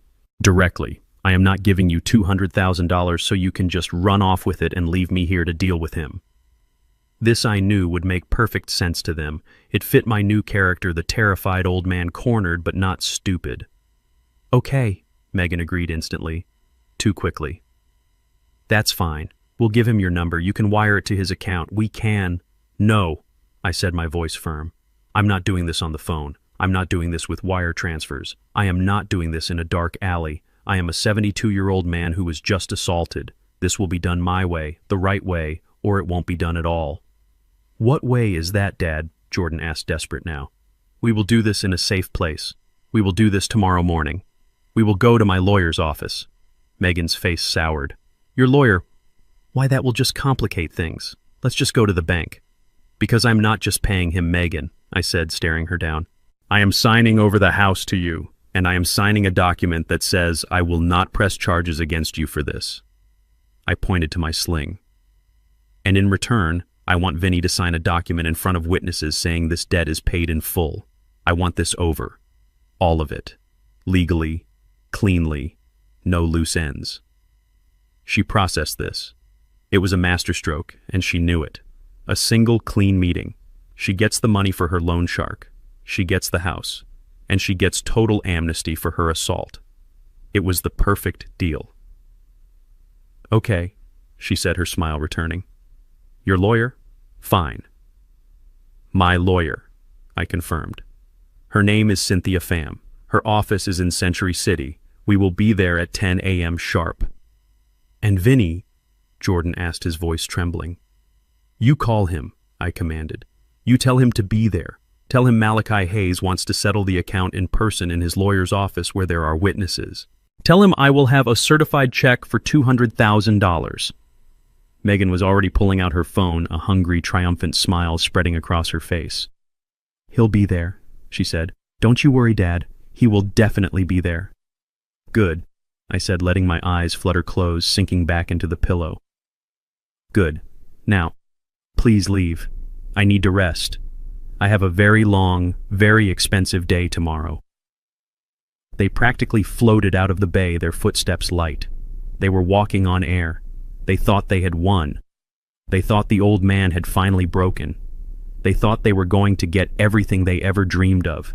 They had absolutely no idea that they were walking with smiles on their faces right into the jaws of the trap. They were about to meet the real Malachi Hayes. I lay in the semi-darkness of the hospital bay, the curtain drawn, creating a small, quiet world of sterile white and beeping machinery. The sounds of Jordan and Megan's victory, their excited, hushed whispers as they left, faded down the corridor. They thought they had won. They thought the old man was broken, cornered, and terrified into submission. They thought that in the morning they would walk into a lawyer's office and receive their jackpot $200,000 in cash and a multi-million-dollar house free and clear. I lay still for a full minute, letting the throbbing in my dislocated shoulder radiate. It was a useful pain. It kept me focused. It reminded me what was real. I reached over with my good hand and pressed the call button for the nurse. A moment later, a kind woman in blue scrubs pulled back the curtain. "Mr. Hayes, are you in pain? Can I get you something?" I gave her my best, weakest smile. "Thank you, dear. I am just so rattled. Those people, my son, his wife, it was just such a shock." I let my voice tremble just enough. Could I please have my phone? It's in the bag with my belongings. I need to call my lawyer. I'm afraid I need to get my affairs in order." The nurse's face softened with pity. "Of course, Mr. Hayes. Right away. You just rest." She retrieved my phone, plugged it in for me, and handed it over. "You just press this button if you need anything else. Anything at all." "Thank you," I whispered. "You're very kind." She smiled sadly and pulled the curtain shut. The moment it closed, the frail old man vanished. I unlocked the phone, my fingers flying over the screen. I went to my encrypted contacts and dialed Cynthia Pham's private cell. She picked up on the first ring, her voice sharp and all business even at this late hour. "Pham. Cynthia, it's Mac. The bait is in the water." I heard the quick click-clack of her keyboard. "Mac, I got the alert from Officer Diaz regarding the restraining order. Your shoulder. Was that part of the plan, or are you just getting reckless in your old age?" "A necessary improvisation," I said, shifting against the pillow and wincing as a real jolt of pain shot up my neck. "It worked. They're terrified, but more importantly, they're greedy. They think I'm broken. They think I'm giving them everything." "They're coming to the office," she stated. It wasn't a question. 10 a.m. sharp, I confirmed. Megan Jordan and the loan shark. His name is Vinny. They think I'm going to pay him the $200,000 sign over the Ladera Heights house to them and sign a waiver saying I won't press charges for the assault. I heard a sound on the other end of the line. It was a small, dry laugh, a rare sound from Cynthia. "Oh, Mac, you truly are Serena's husband. She would have loved this, the sheer magnificent theater of it all." "Is the conference room ready?" I asked, ignoring the compliment. "It's ready," she confirmed, her voice all business again. "The large one. The one with the 20-foot mahogany table, the one that makes people feel small." "Good. And the guests?" "The special guests have received their invitations," Cynthia said. "The appetizer will be 2 agents from the IRS Criminal Investigation Division for Mr. Vinny. The main course will be the 2 LAPD detectives you met tonight who are very eager to hear about Megan's accidental push. And for dessert, well, I took the liberty of inviting the lead investigator from the DA's white-collar crime unit, the one who specializes in real estate fraud." "It's a full party," I said. "It's a reckoning, Mac. Are you sure you're ready for this?" "I'll be there at 10, I said. "Send a private car for me at 9.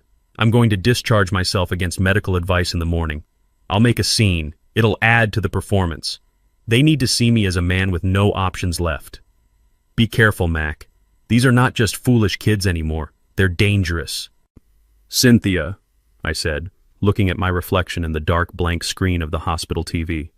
"They are not dangerous. They are just loud. They think they're sharks, but they're just minnows in a very, very big pond, and they have no idea who they're trying to bite." I hung up the phone. I lay back against the stiff hospital pillow. They saw a retired old man. They saw a widower softened by grief. They saw a simpleton from Atlanta, a man who lived modestly, who drove a 10-year-old car, who was, in Megan's words, a senile old fool, living on a miserable pension. Jordan had lived his entire life believing that. It was the greatest gift I ever gave him, and it was the biggest, most necessary lie I ever told. My name is Malachi Hayes. I am not just a retired man. I am the founder, the retired chief executive officer, and the majority shareholder of Hayes Architectural Design, the firm that redesigned the Atlanta skyline in the 1990s. The miserable pension they were fighting over. It is a diversified global portfolio managed by a team in Switzerland. My net worth is north of $30 million. The little house in Atlanta that Megan had sneered at once during a visit. It's a 7,000 square foot custom-built home I designed myself overlooking the Chattahoochee River. The investments Jordan so vaguely mentioned to his wife are commercial properties in London, Tokyo, and Dubai. Serena and I built an empire. We built it brick by brick quietly with discipline and silence. We never flashed our wealth. We lived in the same comfortable but not extravagant home for 30 years. We did this because we had seen what unearned money does to people. We had seen it destroy our friends' children. We wanted Jordan to be different. We wanted him to find his own strength to build his own life, to feel the pride of his own accomplishments. So I let him think I was just dad, just an architect, just a simple, comfortable man. I paid for his education. I gave him the Ladera Heights house as a foundation, a rent-free start that most people would kill for. And I waited. I waited for him to become something. Instead, he found Megan, and together they decided to stop building and start waiting for me to die. They saw a frail, confused 72-year-old man. They saw a resource to be liquidated. They have no idea. The poor old man act is over. The charade is done. Tomorrow morning at 10 a.m., Jordan and Megan are finally going to meet their father. They are going to meet Malachi Hayes, and they are going to learn in front of God, the law, and the IRS what happens when you try to steal from the man who built the bank. I was discharged from the hospital at 8 a.m. against medical advice. The young doctor looked at me with deep pity as I signed the forms with my good hand, my left arm bound tight against my chest in a dark blue sling. He probably thought I was a terrified old man fleeing a violent home, rushing off to liquidate my life savings to pay a monster. He was right about the monster. He just had the wrong address. Cynthia's driver, a silent man in a dark suit, was waiting for me at the curb. He didn't speak, just held the door of the black Mercedes S-Class. The ride to Century City was quiet. The windows were tinted so dark the bright Los Angeles morning seemed muted gray and distant. Cynthia Pham's offices were on the 34th floor. They were not offices. They were a statement of power. The walls were glass. The floors were polished Italian marble. The air smelled like money and absolute unforgiving competence. The conference room was the size of my old house in Atlanta. At its center was a single 20-foot slab of polished black mahogany, a table so dark and reflective it looked like a frozen lake. I took my seat at the head of that vast, empty table. Cynthia had placed a single pitcher of ice water, one glass, and one thin file folder in front of me. I sat there, a small 72-year-old man in a rumpled suit, my arm in a sling, looking frail, vulnerable, and completely out of my depth. I was a sparrow in an eagle's nest. It was the perfect stage. At 10 a.m. sharp, the heavy glass doors hissed open. Jordan and Megan entered. Megan was transformed. The terrified, hysterical woman from the emergency room was gone. She was wearing a sharp, cream-colored business suit, her hair pulled back in a severe professional bun. She looked confident, energized, triumphant. She was smiling a bright, cold, victorious smile. She had done it. She had faced down the old man, navigated the loan shark, and was about to walk away with everything. She looked at me at the end of that long, intimidating table, and her smile widened, a predator indulging its prey. Jordan was a different story. He looked like he hadn't slept in a week. His suit was wrinkled, his eyes hollow and darting. He wouldn't look at me. He just shuffled in behind his wife, his gaze fixed on the floor. He was a defeated man, a ghost being dragged in her wake. Megan sat down confidently, placing her expensive designer handbag firmly on the mahogany. "Dad," she said, her voice dripping with the fake syrupy concern she had perfected. "Are you feeling all right? Your shoulder? Is it hurting terribly?" "It hurts," I said, my voice a weak rasp. I didn't have to fake the exhaustion. Let's just get this over with, Megan. Please." The glass doors hissed open again. Vinny entered. He was just as immaculate as he had been in the hospital. He wore a dark gray Italian suit, perfectly tailored, and a silver tie. He was flanked by another man, this one older, shorter, with a worn leather briefcase, his lawyer. Vinny nodded politely to me, a small reptilian smile. "Mr. Hayes, I'm glad to see you're looking. Well, you're here." He took a seat on the opposite side of the table, placing his manicured hands flat on the polished wood. His lawyer sat beside him and immediately opened his briefcase. Megan's smugness faded just a fraction in Vinny's presence. Jordan looked like he might actually be sick. The air in the room became charged. The polite professionalism of a high-powered law office was now warring with the barely concealed violent threat that Vinny represented. The doors closed with a heavy final click. Cynthia Pham entered from a side door. She was the very picture of corporate power, a razor-sharp black suit, her hair in a severe bun that looked like it could cut glass. She didn't smile. She didn't greet anyone. She simply radiated an authority that immediately eclipsed everyone else in the room, including Vinny. She sat to my right, placing a single, identical thin file in front of her. She looked around the table, her gaze pausing for a moment longer than necessary on Megan and Vinny. "Good morning," she said. Her voice was not loud, but it filled the room. "Thank you all for coming on such short notice. I am Cynthia Pham, counsel for Malachi Hayes and the Hayes Trust." She opened the file. "We are here to resolve all outstanding financial matters as requested by my client." Megan shifted in her chair, impatient, practically vibrating with the anticipation of her payout. Cynthia turned her piercing gaze to Vinny. "Mr. Vinny, I don't believe we have a last name for you." Vinny's lawyer spoke for the first time, his voice like gravel. "That won't be necessary. We are here to discuss the outstanding personal loan made to Mr. Jordan Hayes." "Of course," Cynthia said. "The $200,000 loan currently in default. Let's start there." She looked at me. I nodded, playing my part. I looked small. I looked scared. Yes, let's pay him. I don't want any more trouble. I just want him gone." Cynthia looked back at Vinny. "Mr. Hayes has decided to resolve his son's indiscretion. He is prepared to pay the $200,000 in full. Today." I watched Megan's face. A slow, triumphant grin spread across her lips. She looked at Jordan, her eyes shining with pure victory. She'd done it. She had faced down the old man, faced down the loan shark, and won. Vinny simply nodded, satisfied. "A wise decision, Mr. Hayes. We appreciate your promptness." His lawyer slid a single piece of paper across the table. "The wire transfer details." Cynthia didn't even glance at it. She pushed it back with one finger. "We won't be needing that. We will be paying by certified check." Megan could barely contain herself. "Great, perfect," she chirped. "So, Cynthia, while you're cutting that check, we also need to discuss the other documents." "The other documents?" Cynthia asked, raising one perfectly plucked eyebrow. "Yes," Megan said, all business now. She was in charge. "The amnesty agreement. The one where Dad agrees not to press those ridiculous assault charges. And she took a deep, satisfied breath. "The deed transfer for the Ladera Heights house, as he promised." Jordan finally spoke. His voice was shaky, but bolstered by his wife's absolute confidence. "Yes, Dad, you promised. You said we could have the house." I looked at Cynthia. I gave her the smallest, almost imperceptible nod. "Now." Cynthia held Megan's gaze. "Ah, yes, the house. I'm glad you brought that up." She looked down at her file. "Mr. Vinny, we will get to your check in a moment.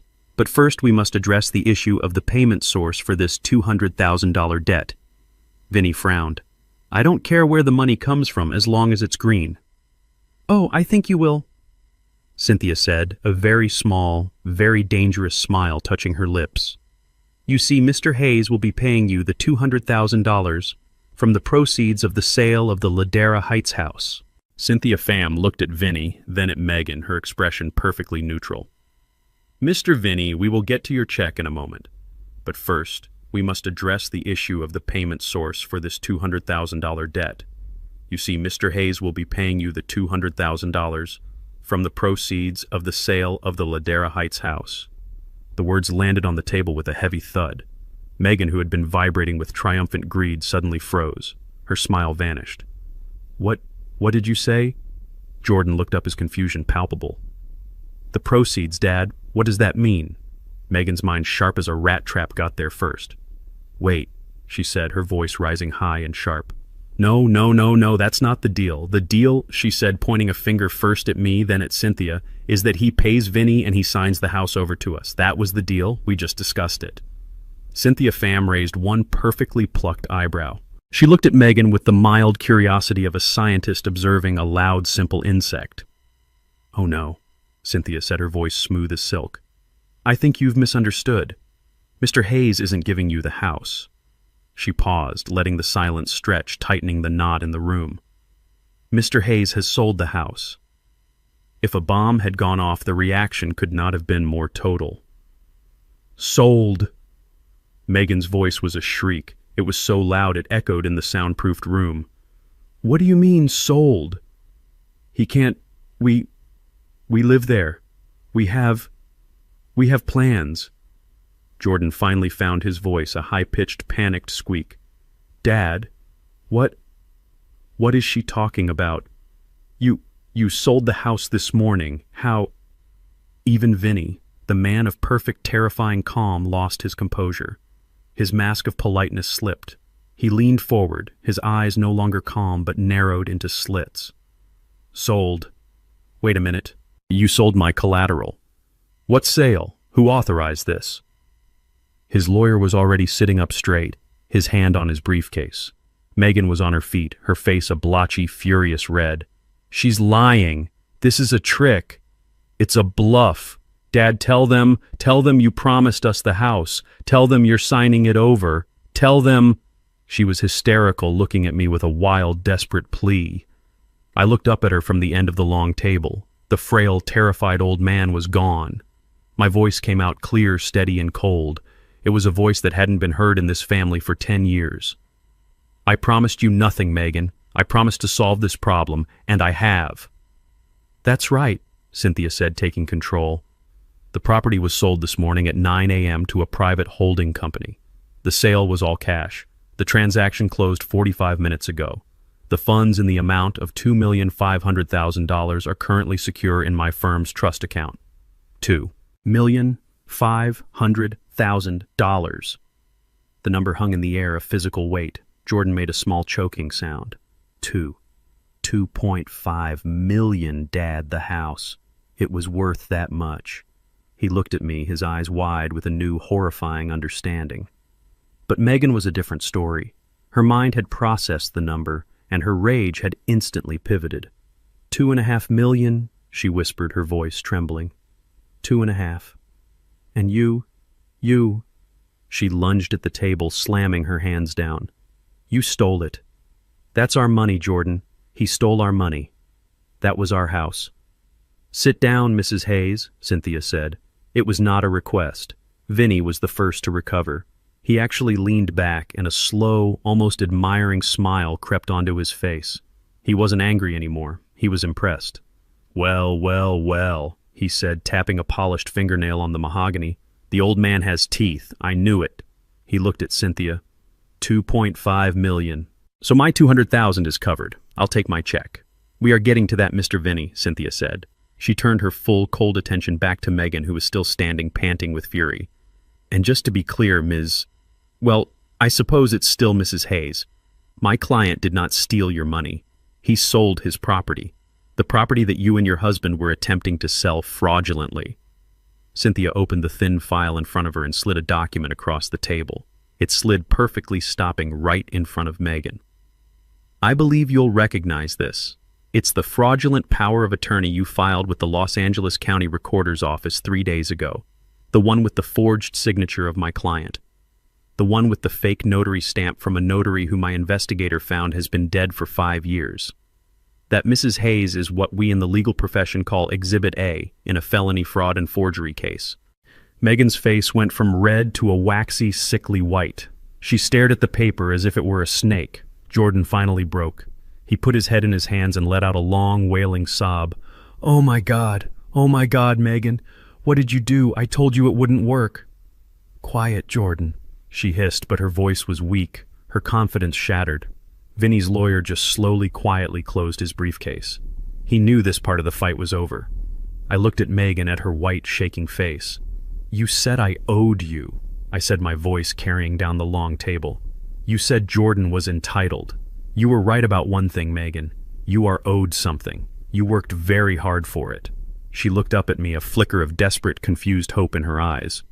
And you, I said, are about to receive it. The silence in the room was a physical thing. It was heavy, cold, and absolute. Cynthia Pham's words, Mr. Hayes has sold the house, seemed to hang in the air, frozen right above the polished black table. Jordan made a small strangled sound, like a man who had been punched in the gut. He just stared, his mouth open, his eyes completely vacant. He was broken. Megan, however, was not. I watched her face go through a rapid, ugly transformation. It was like watching a time-lapse of a flower rotting. The triumphant, smug satisfaction dissolved into pure, white-hot confusion. The confusion hardened into disbelief, and the disbelief finally exploded into pure, unadulterated rage. Sold!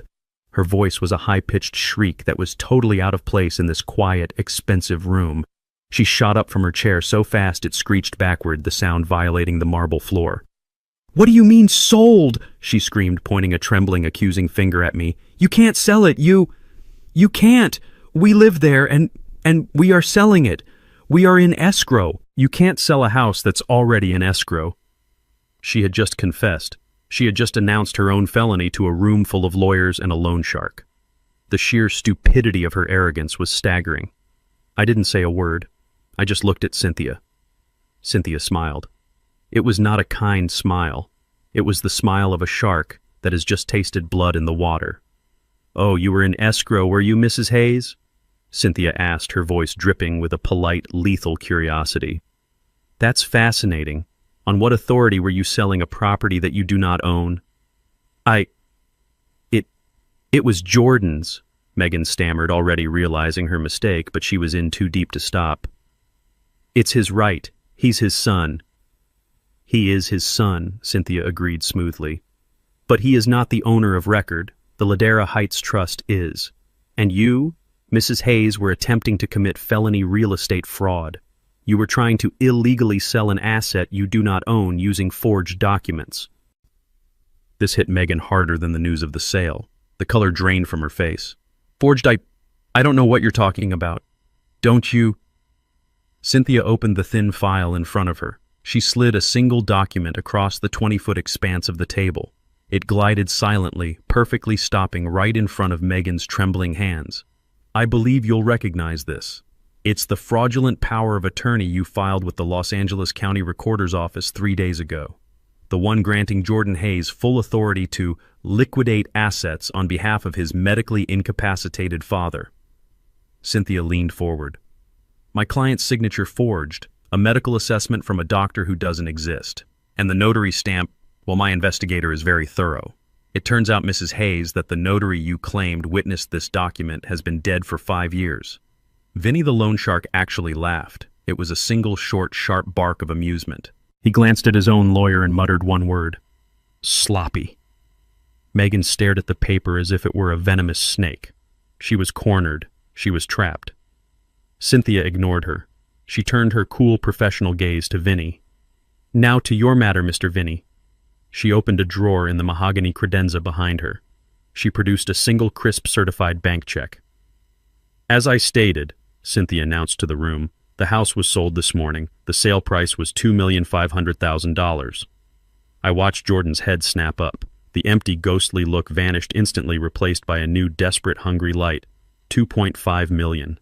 His lips parted. He was doing the math. Cynthia slid the check across the table to Vinny. It stopped perfectly in front of him.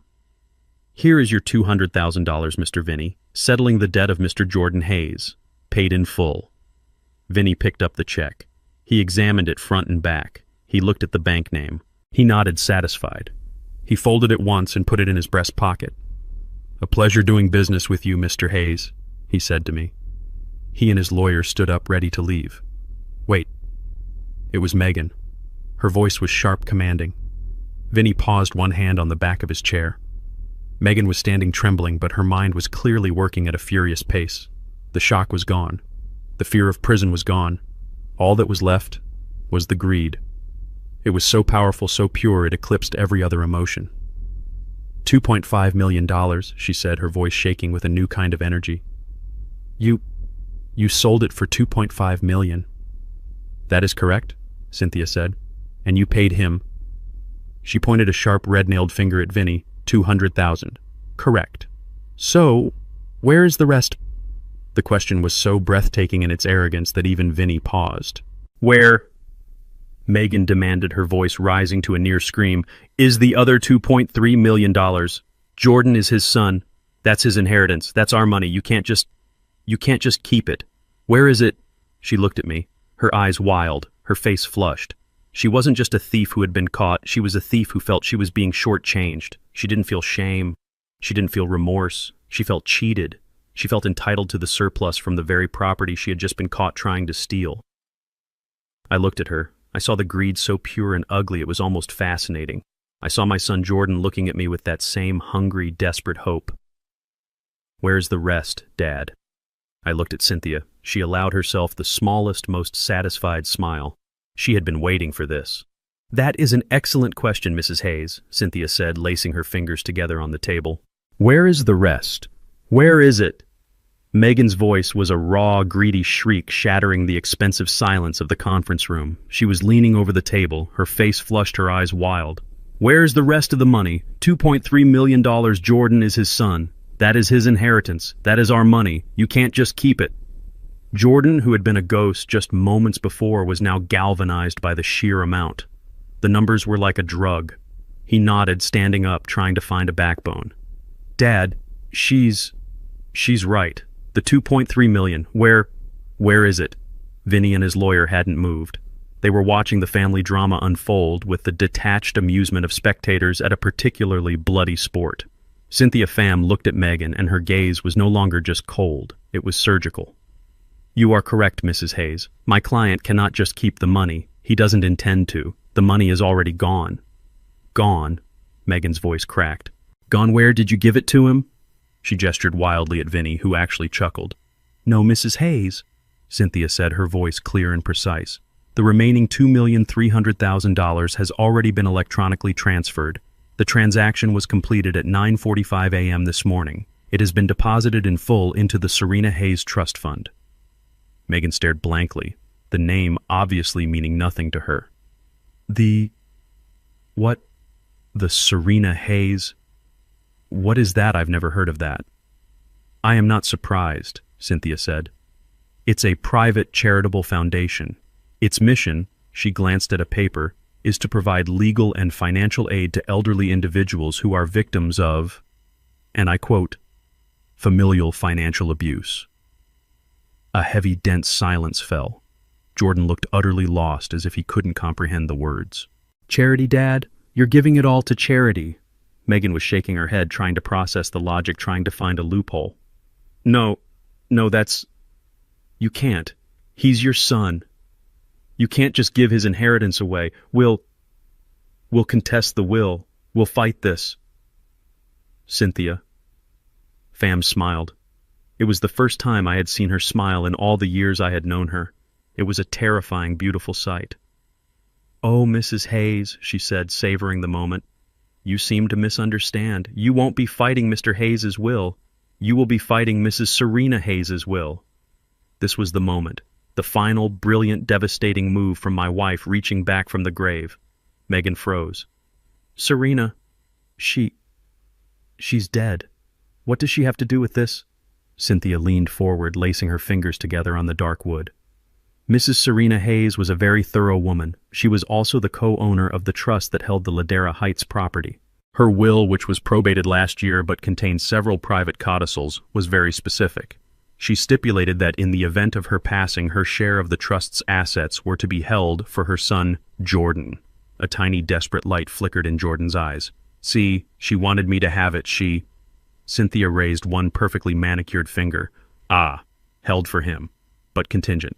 You see, Mrs. Hayes had a clause, a very specific clause. She stipulated that if at any time her son Jordan Hayes fell under, and I'm reading directly from the document now, proven negative external influences that seek to manipulate him for financial gain at the expense of family integrity, then his claim to those assets would be immediately and irrevocably voided.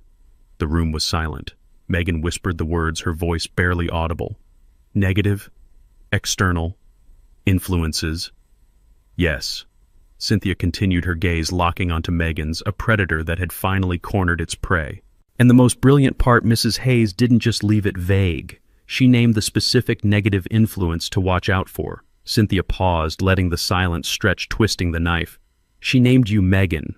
Megan physically recoiled. She stumbled back, clutching the chair for support, her mouth opening and closing with no sound coming out.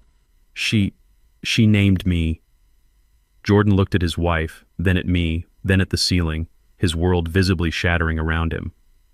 "Serena, she always hated you," he whispered. Not to me, but to Megan.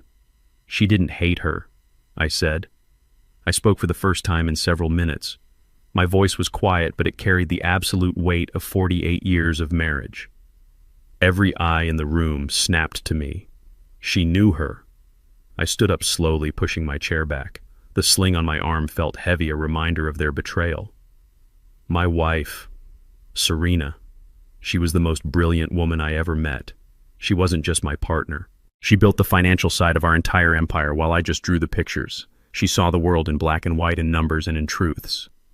I looked at Megan. She was pale, shaking her mask of fury, gone replaced by the hollow, vacant look of total defeat. "The very first day you came to our house in Atlanta, the very first dinner, you wore a designer dress you clearly couldn't afford. You barely spoke to Jordan. You spent the entire night asking me about the value of the art on our walls. You asked Jordan right in front of us when he thought I would finally retire." I began to walk slowly around the table, my footsteps the only sound on the marble floor. That night after you left, Serena went to her study. She didn't say a word to me. She just started planning. She created the trust. She called her old college friend Clara Henderson and asked her husband Alvin to keep an eye on you. She added the codicil to her will. I stopped directly in front of Megan. She wouldn't look at me. She was staring at the forged document on the table, her Exhibit A. "Serena didn't hate you, Megan. She just saw you for exactly what you are. A cheap, greedy, desperate opportunist. You thought you were smarter than all of us. You thought you were manipulating a weak son and a senile old man." I leaned down, lowering my voice, so only she and Jordan could hear a final intimate execution. "The truth is, you've been dancing on my wife's strings for the last 5 years. She saw this day coming. She knew you, and she ensured that the very act of you trying to steal from us would be the trigger that guaranteed you got exactly what you deserve." I paused, letting the words sink in. "Nothing." Vinny stood up. He picked up the certified check from the polished table. He didn't fold it. He held it in his hand, a tangible victory. He nodded once to his lawyer. He had gotten exactly what he came for. The bizarre, pathetic family theater he had just witnessed was none of his business. "Well, Mr. Hayes, Mrs. Pham," he said, his voice perfectly smooth, perfectly satisfied. "This has been illuminating. A pleasure doing business with you." He turned to leave a king, exiting the stage, his business concluded. Megan and Jordan were still staring at the empty space on the table, their minds clearly spinning from the revelation about the $2.3 million, but that was no longer Vinny's concern. "Just one moment, Mr. Vinny." Cynthia Pham's voice cut through the air. It was no longer polite. It was sharp as a wire. Vinny paused, his hand on the heavy glass door handle. He turned around slowly, his cultivated amusement fading, replaced by a flicker of genuine annoyance. "Our business is concluded, counselor. The debt is paid. We are leaving." His lawyer, the shorter man with the worn briefcase, echoed him. "My client has received payment as agreed. Any further discussion is harassment." "Oh, I wouldn't call it harassment," Cynthia said. She stood up, walking slowly from behind her chair to the edge of the vast table. "I'd call it documentation. A necessary formality." Vinny's eyes narrowed. "What are you talking about?" "You see," Cynthia continued, "Mr. Hayes is a meticulous man. He has been his entire life. As his counsel, I am also meticulous. We could not, in good conscience, settle a $200,000 debt without ensuring the transaction was properly documented." Megan and Jordan were watching this new exchange, their own problems momentarily eclipsed by this new dangerous tension. "Documented how?" Vinny's lawyer asked, his voice suddenly wary. "Well, for instance," Cynthia said, "this check." She pointed to the paper still in Vinny's hand. "It's a certified bank check, a very real, very traceable transaction. A transaction that will, of course, be reported to the Internal Revenue Service." Vinny's face, which had been so perfectly calm, so controlled, finally changed. A small muscle in his jaw began to twitch. Cynthia's smile was thin, cold, and predatory. "I'm sure a sophisticated businessman like yourself has a very good explanation for this sudden $200,000 windfall. A very clear paper trail. I am certain you were planning to declare this loan repayment." as taxable income on your next return. Weren't you? Vinny said nothing. He just stared at her. His lawyer began to shift uncomfortably. But you see, Cynthia said, that's just my concern as a tax-abiding citizen. There's another more federal concern. She tapped her phone, which was lying face down on the table. You identified yourself in a hospital in front of witnesses as Vinny. You stated a $200,000 debt was owed. You gave my client a 48-hour deadline under the implied and quite frankly explicit threat of physical violence. That's slander, Vinny's lawyer blustered, but his voice lacked conviction. He said no such thing. He did, I said. My voice was quiet, but it was the first time I had spoken in this new phase of the meeting. Every eye in the room snapped to me. I sat forward, the sling on my arm, a visible badge of their actions. He leaned in close to my hospital bed, I said, looking directly at Vinny. He told me a dislocated shoulder would feel like a fond memory. He told me he would finish the job. He threatened to murder me. Cynthia nodded, which when combined with an interest rate that my investigators have confirmed is well over 300% annually, transitions this from a simple loan into the very specific and highly illegal federal crime of loan sharking. And that makes the IRS very unhappy. They tend to see aggravated extortion and loan sharking as clear indicators of organized crime. Vinny looked at the check in his hand. He looked at the door. He looked at Cynthia. He knew. He was trapped. This is ridiculous, his lawyer said, fumbling with the latch on his briefcase. We're leaving. I really wouldn't do that if I were you, Cynthia said, because you see, I took the liberty of informing the IRS Criminal Investigation Division before this meeting even began. I told them that a person of interest, one Mr. Vincent Gargano, was scheduled to be here at 10 a.m. to receive a very large, undeclared, and most likely illicit cash settlement. As if summoned by her words, the heavy glass conference room doors hissed open. It wasn't a secretary. 2 men and 1 woman entered. They were dressed in conservative, inexpensive suits. They didn't have the swagger of police officers. They had the cold, quiet, methodical confidence of federal accountants, the kind who carry badges and guns. The lead man, who looked more like a high school principal than a federal agent, smiled a thin, bureaucratic smile. Mr. Vincent Gargano. We call you Vinny, I believe. Vinny went completely, utterly still. He was a statue carved from expensive Italian wool. The lead agent looked at Cynthia and nodded. Mrs. Pham, thank you for the tip. We've been looking at Mr. Gargano's accounts for 6 months.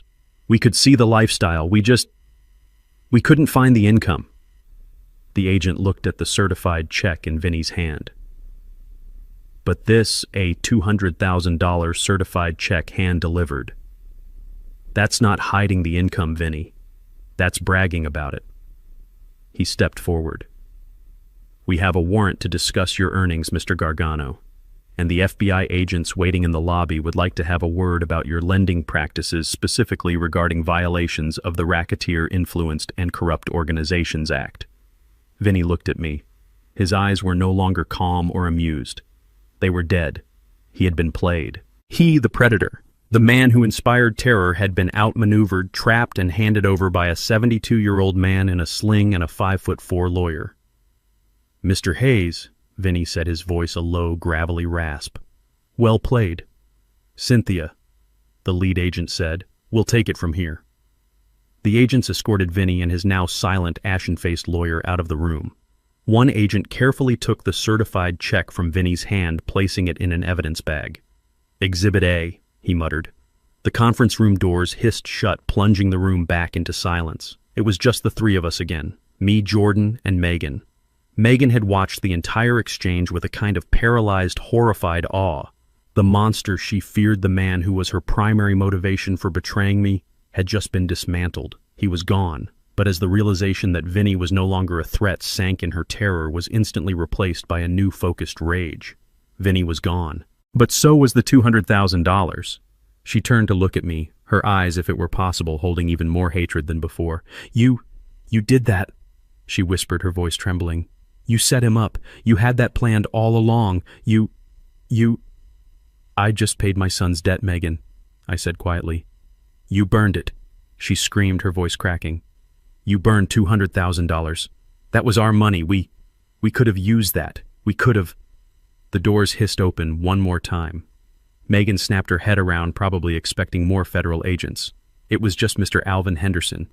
He was dressed in a neat double-breasted suit, looking every inch the proud retired LAPD detective he was. He was smiling a wide, satisfied grin, and standing right behind him were the two uniformed LAPD officers from the hospital. Officer Diaz and his partner. Jordan saw them. He saw Henderson. He saw the police uniforms. He finally completely broke. He collapsed into his chair, put his head down on the polished black mahogany, and began to sob. His shoulders heaved with deep, racking, hopeless cries. Megan just stared, her mouth open, her mind clearly broken, trapped between the ghosts of her financial ruin and the very real presence of the law. Officer Diaz looked at me. "Mr. Hayes, I'm glad to see you're out of the hospital." He then turned his face hard and looked at Megan. The heavy glass doors hissed shut, sealing Vinny's fate. The room was silent again, the air thick with the aftershock of his arrest. Jordan was still a crumpled heap, sobbing into the expensive mahogany, his body shaking with the pathetic, racking cries of a broken child. But Megan was standing. She was trembling, but not with fear. Not anymore. She looked at the empty space where Vinny had stood. She looked at the evidence bag the agent had carried out the check for $200,000. Her money. Gone. Her head swiveled slowly to face me. I was still sitting at the head of the table, my arm in the sling, watching. Her eyes, which had been wide with shock, narrowed into slits of pure distilled hatred. "You," she whispered. The word was so quiet, so full of venom, it was louder than her previous screams. "You did this. This was all you." I met her gaze. I didn't say anything. "You set him up," she accused, her voice rising, gathering a terrible momentum. "You set us up, that whole act in the hospital, the weak old man, the dislocated shoulder. It was all a lie." "No, Megan," I said, my voice quiet but carrying in the vast room. "The pain was real, but the weakness, that was just your assumption. You ruined us," she finally screamed, lunging toward the table again, her face contorted. "That was $200,000. We needed that. You burned it. You gave it to him just to spite us. You monster." I looked at her. I looked at my son, still crying, a broken puppet with its strings cut. I had seen enough. The performance was over. Slowly, deliberately, I stood up. I used my good hand, my right hand, to reach over to my left arm. I gripped the dark blue hospital sling. With a single smooth motion, I unhooked the Velcro straps. The sling fell away, landing softly on the marble floor. I rolled my left shoulder. It was sore. It was deeply, profoundly bruised, but it was not broken. It was not dislocated. The injury was minor. The performance had been major. Megan stopped breathing. She stared at my arm, then at my face, her mind completely unable to process this new reality. You're not... "I'm not what Megan," I asked. I straightened my suit jacket, pulling my cuffs. "Frail, confused, senile, is that what you were counting on?" You ruined us," she repeated, but the words had no power now. She was just staring at my moving arm. "No," I said, walking slowly toward her around the edge of that massive table. "I didn't ruin you. You ruined yourselves."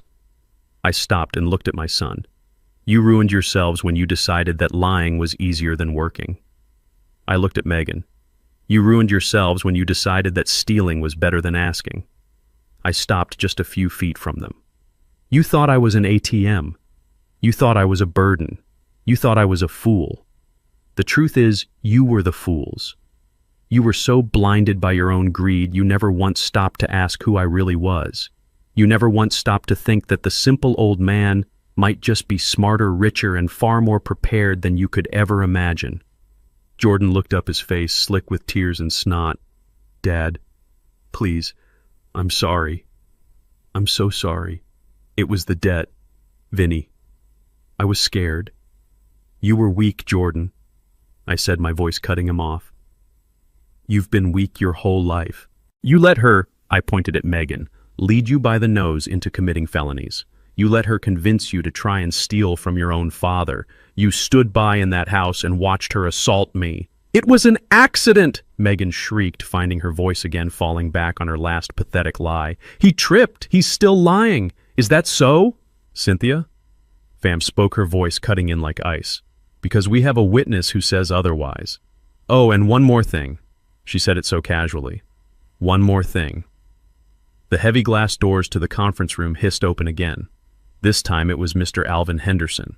He was dressed in a sharp double-breasted suit, his retired detective posture radiating a lifetime of quiet authority. He looked like a man who had just closed a 25-year-old case. He was smiling a wide, deeply satisfied grin. And standing right behind him were Officer Diaz and his partner, the two uniformed LAPD officers from the hospital. Their faces were not soft or sympathetic. They were hard. They were on the job. Jordan saw them. He saw Henderson. He saw the police uniforms. He finally completely broke. He collapsed back into his chair, put his head down on the polished black mahogany, and began to sob. Deep, racking, hopeless cries. Megan just stared. Her mouth opened, but no sound came out.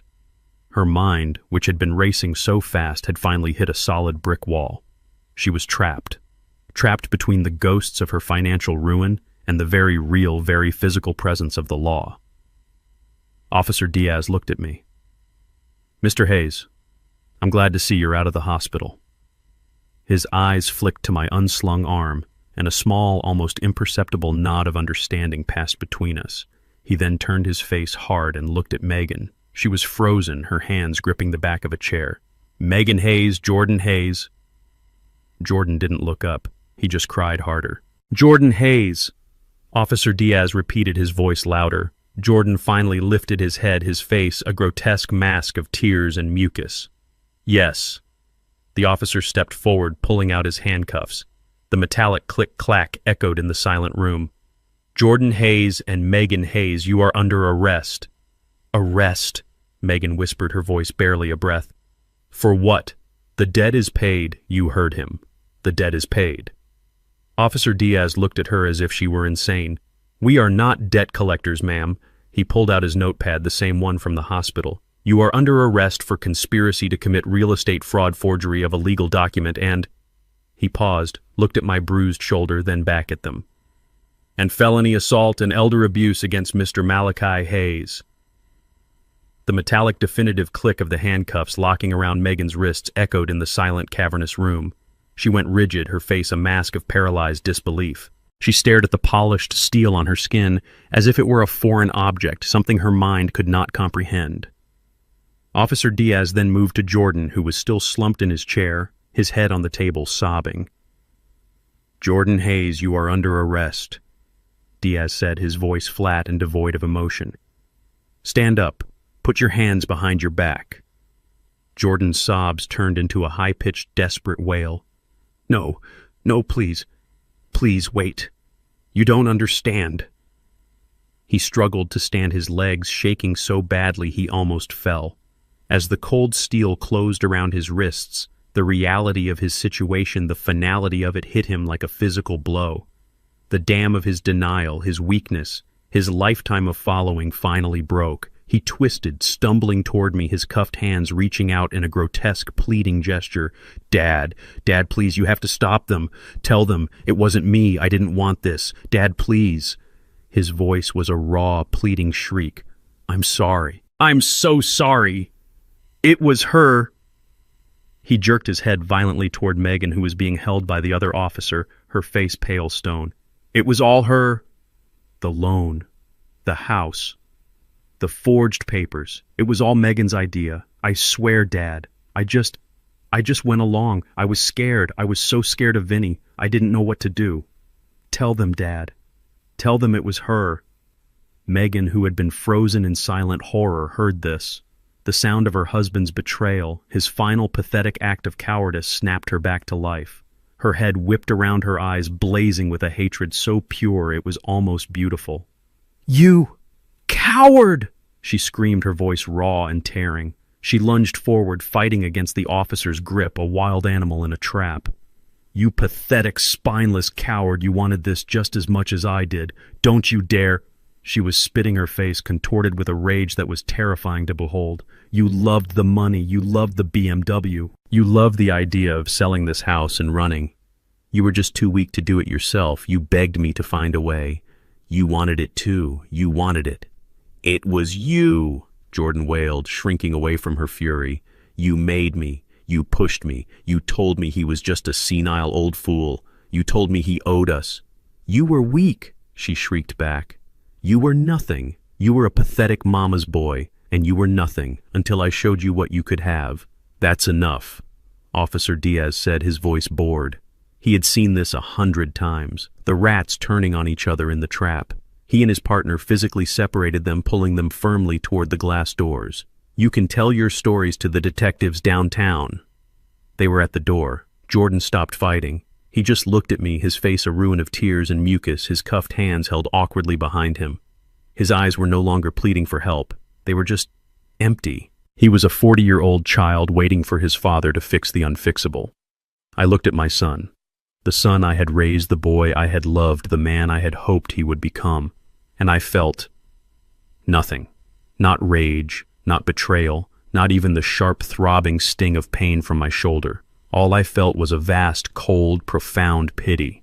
I walked slowly toward him, stopping just a few feet away. The officers paused, letting me have the last word.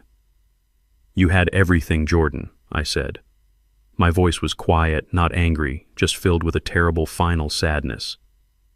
You had a home, a rent-free life in one of the most expensive cities in the world. You had opportunities. You had a father who loved you. You had a father who would have given you anything if you had just asked.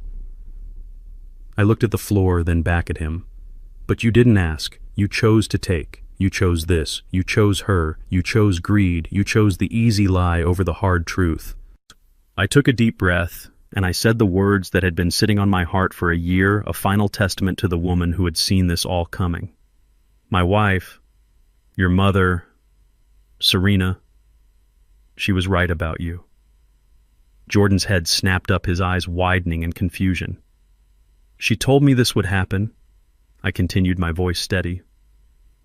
She told me you were weak, that you would attach yourself to someone you thought was strong, someone who would hollow you out. She told me Megan would be the one holding the shovel, but that you would be the one who let her dig. I didn't listen. I wanted to believe you were strong.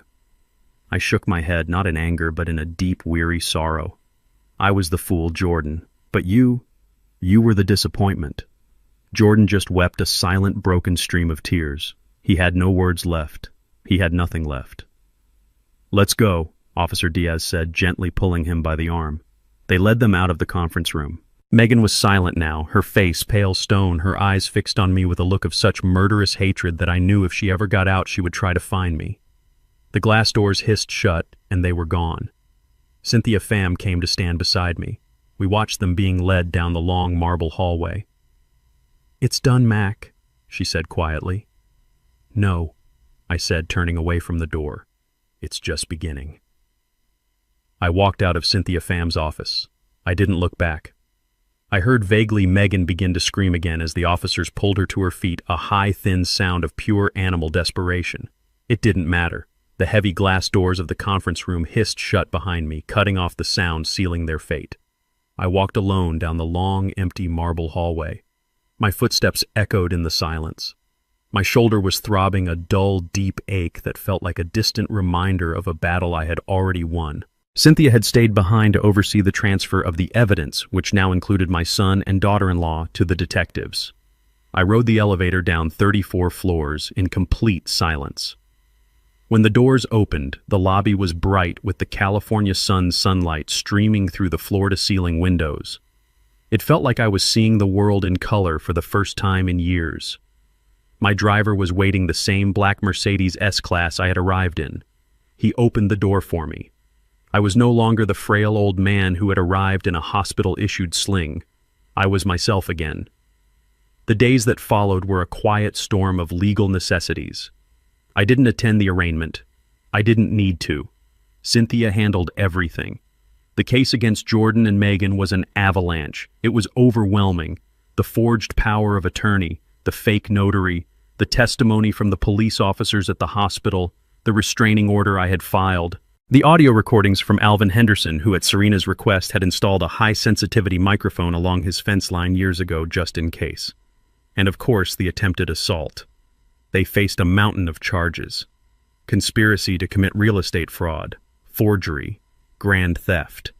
and the one that sealed their fate: felony assault and financial elder abuse.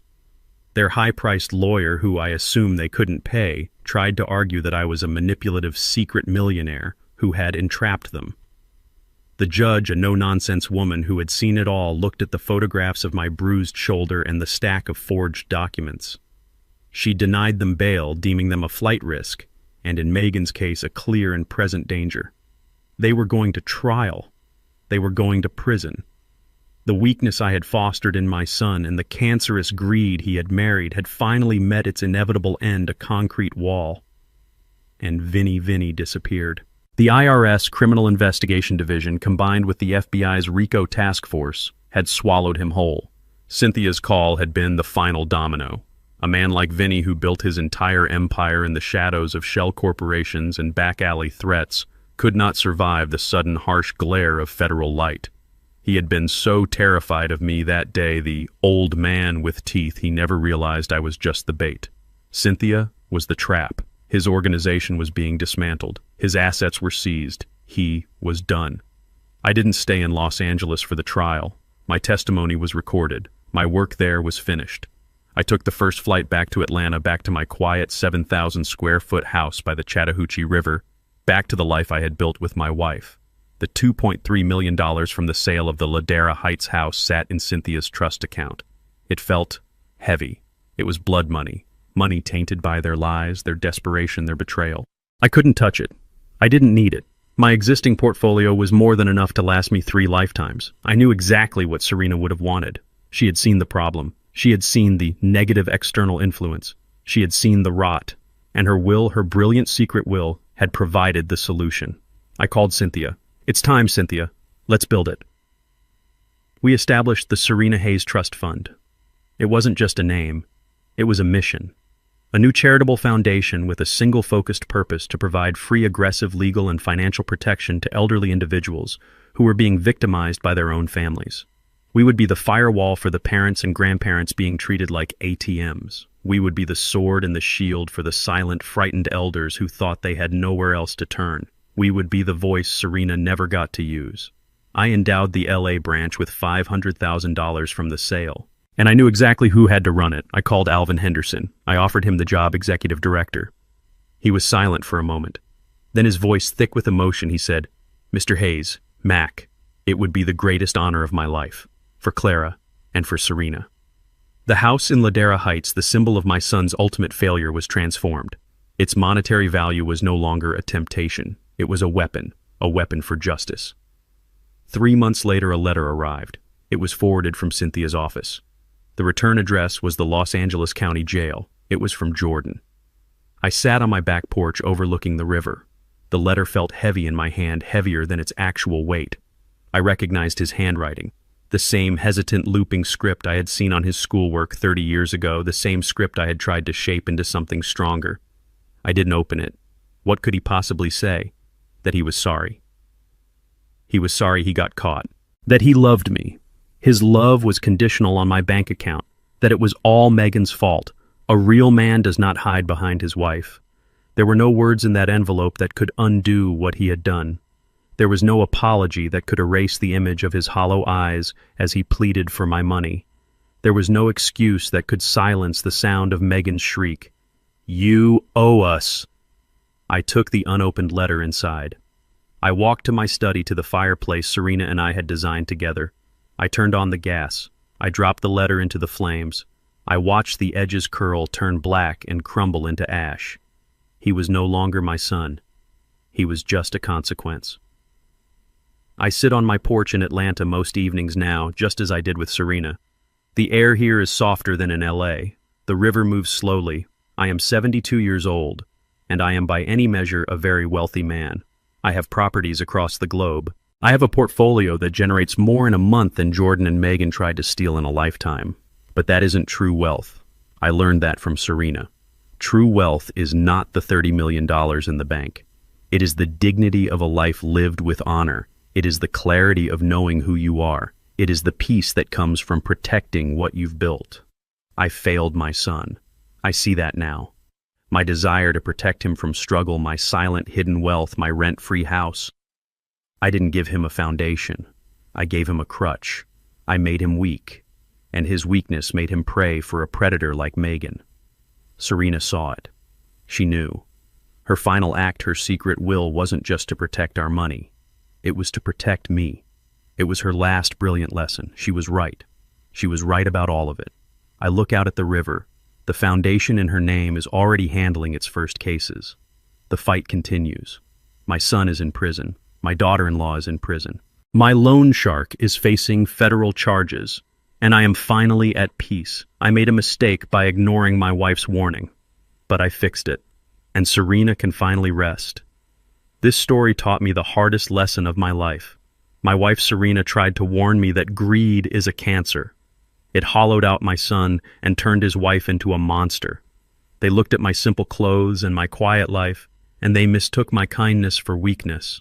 They thought I was just a frail old man, an ATM to be drained. But true strength isn't about the luxury car you drive or the expensive suit you wear. It's about the integrity you refuse to compromise. They were so busy trying to steal my legacy, they completely destroyed their own. What would you have done if you were Malachi? Would you have forgiven Jordan, or was cutting him off the only way he could learn? Tell me your thoughts in the comments below. I read every single one.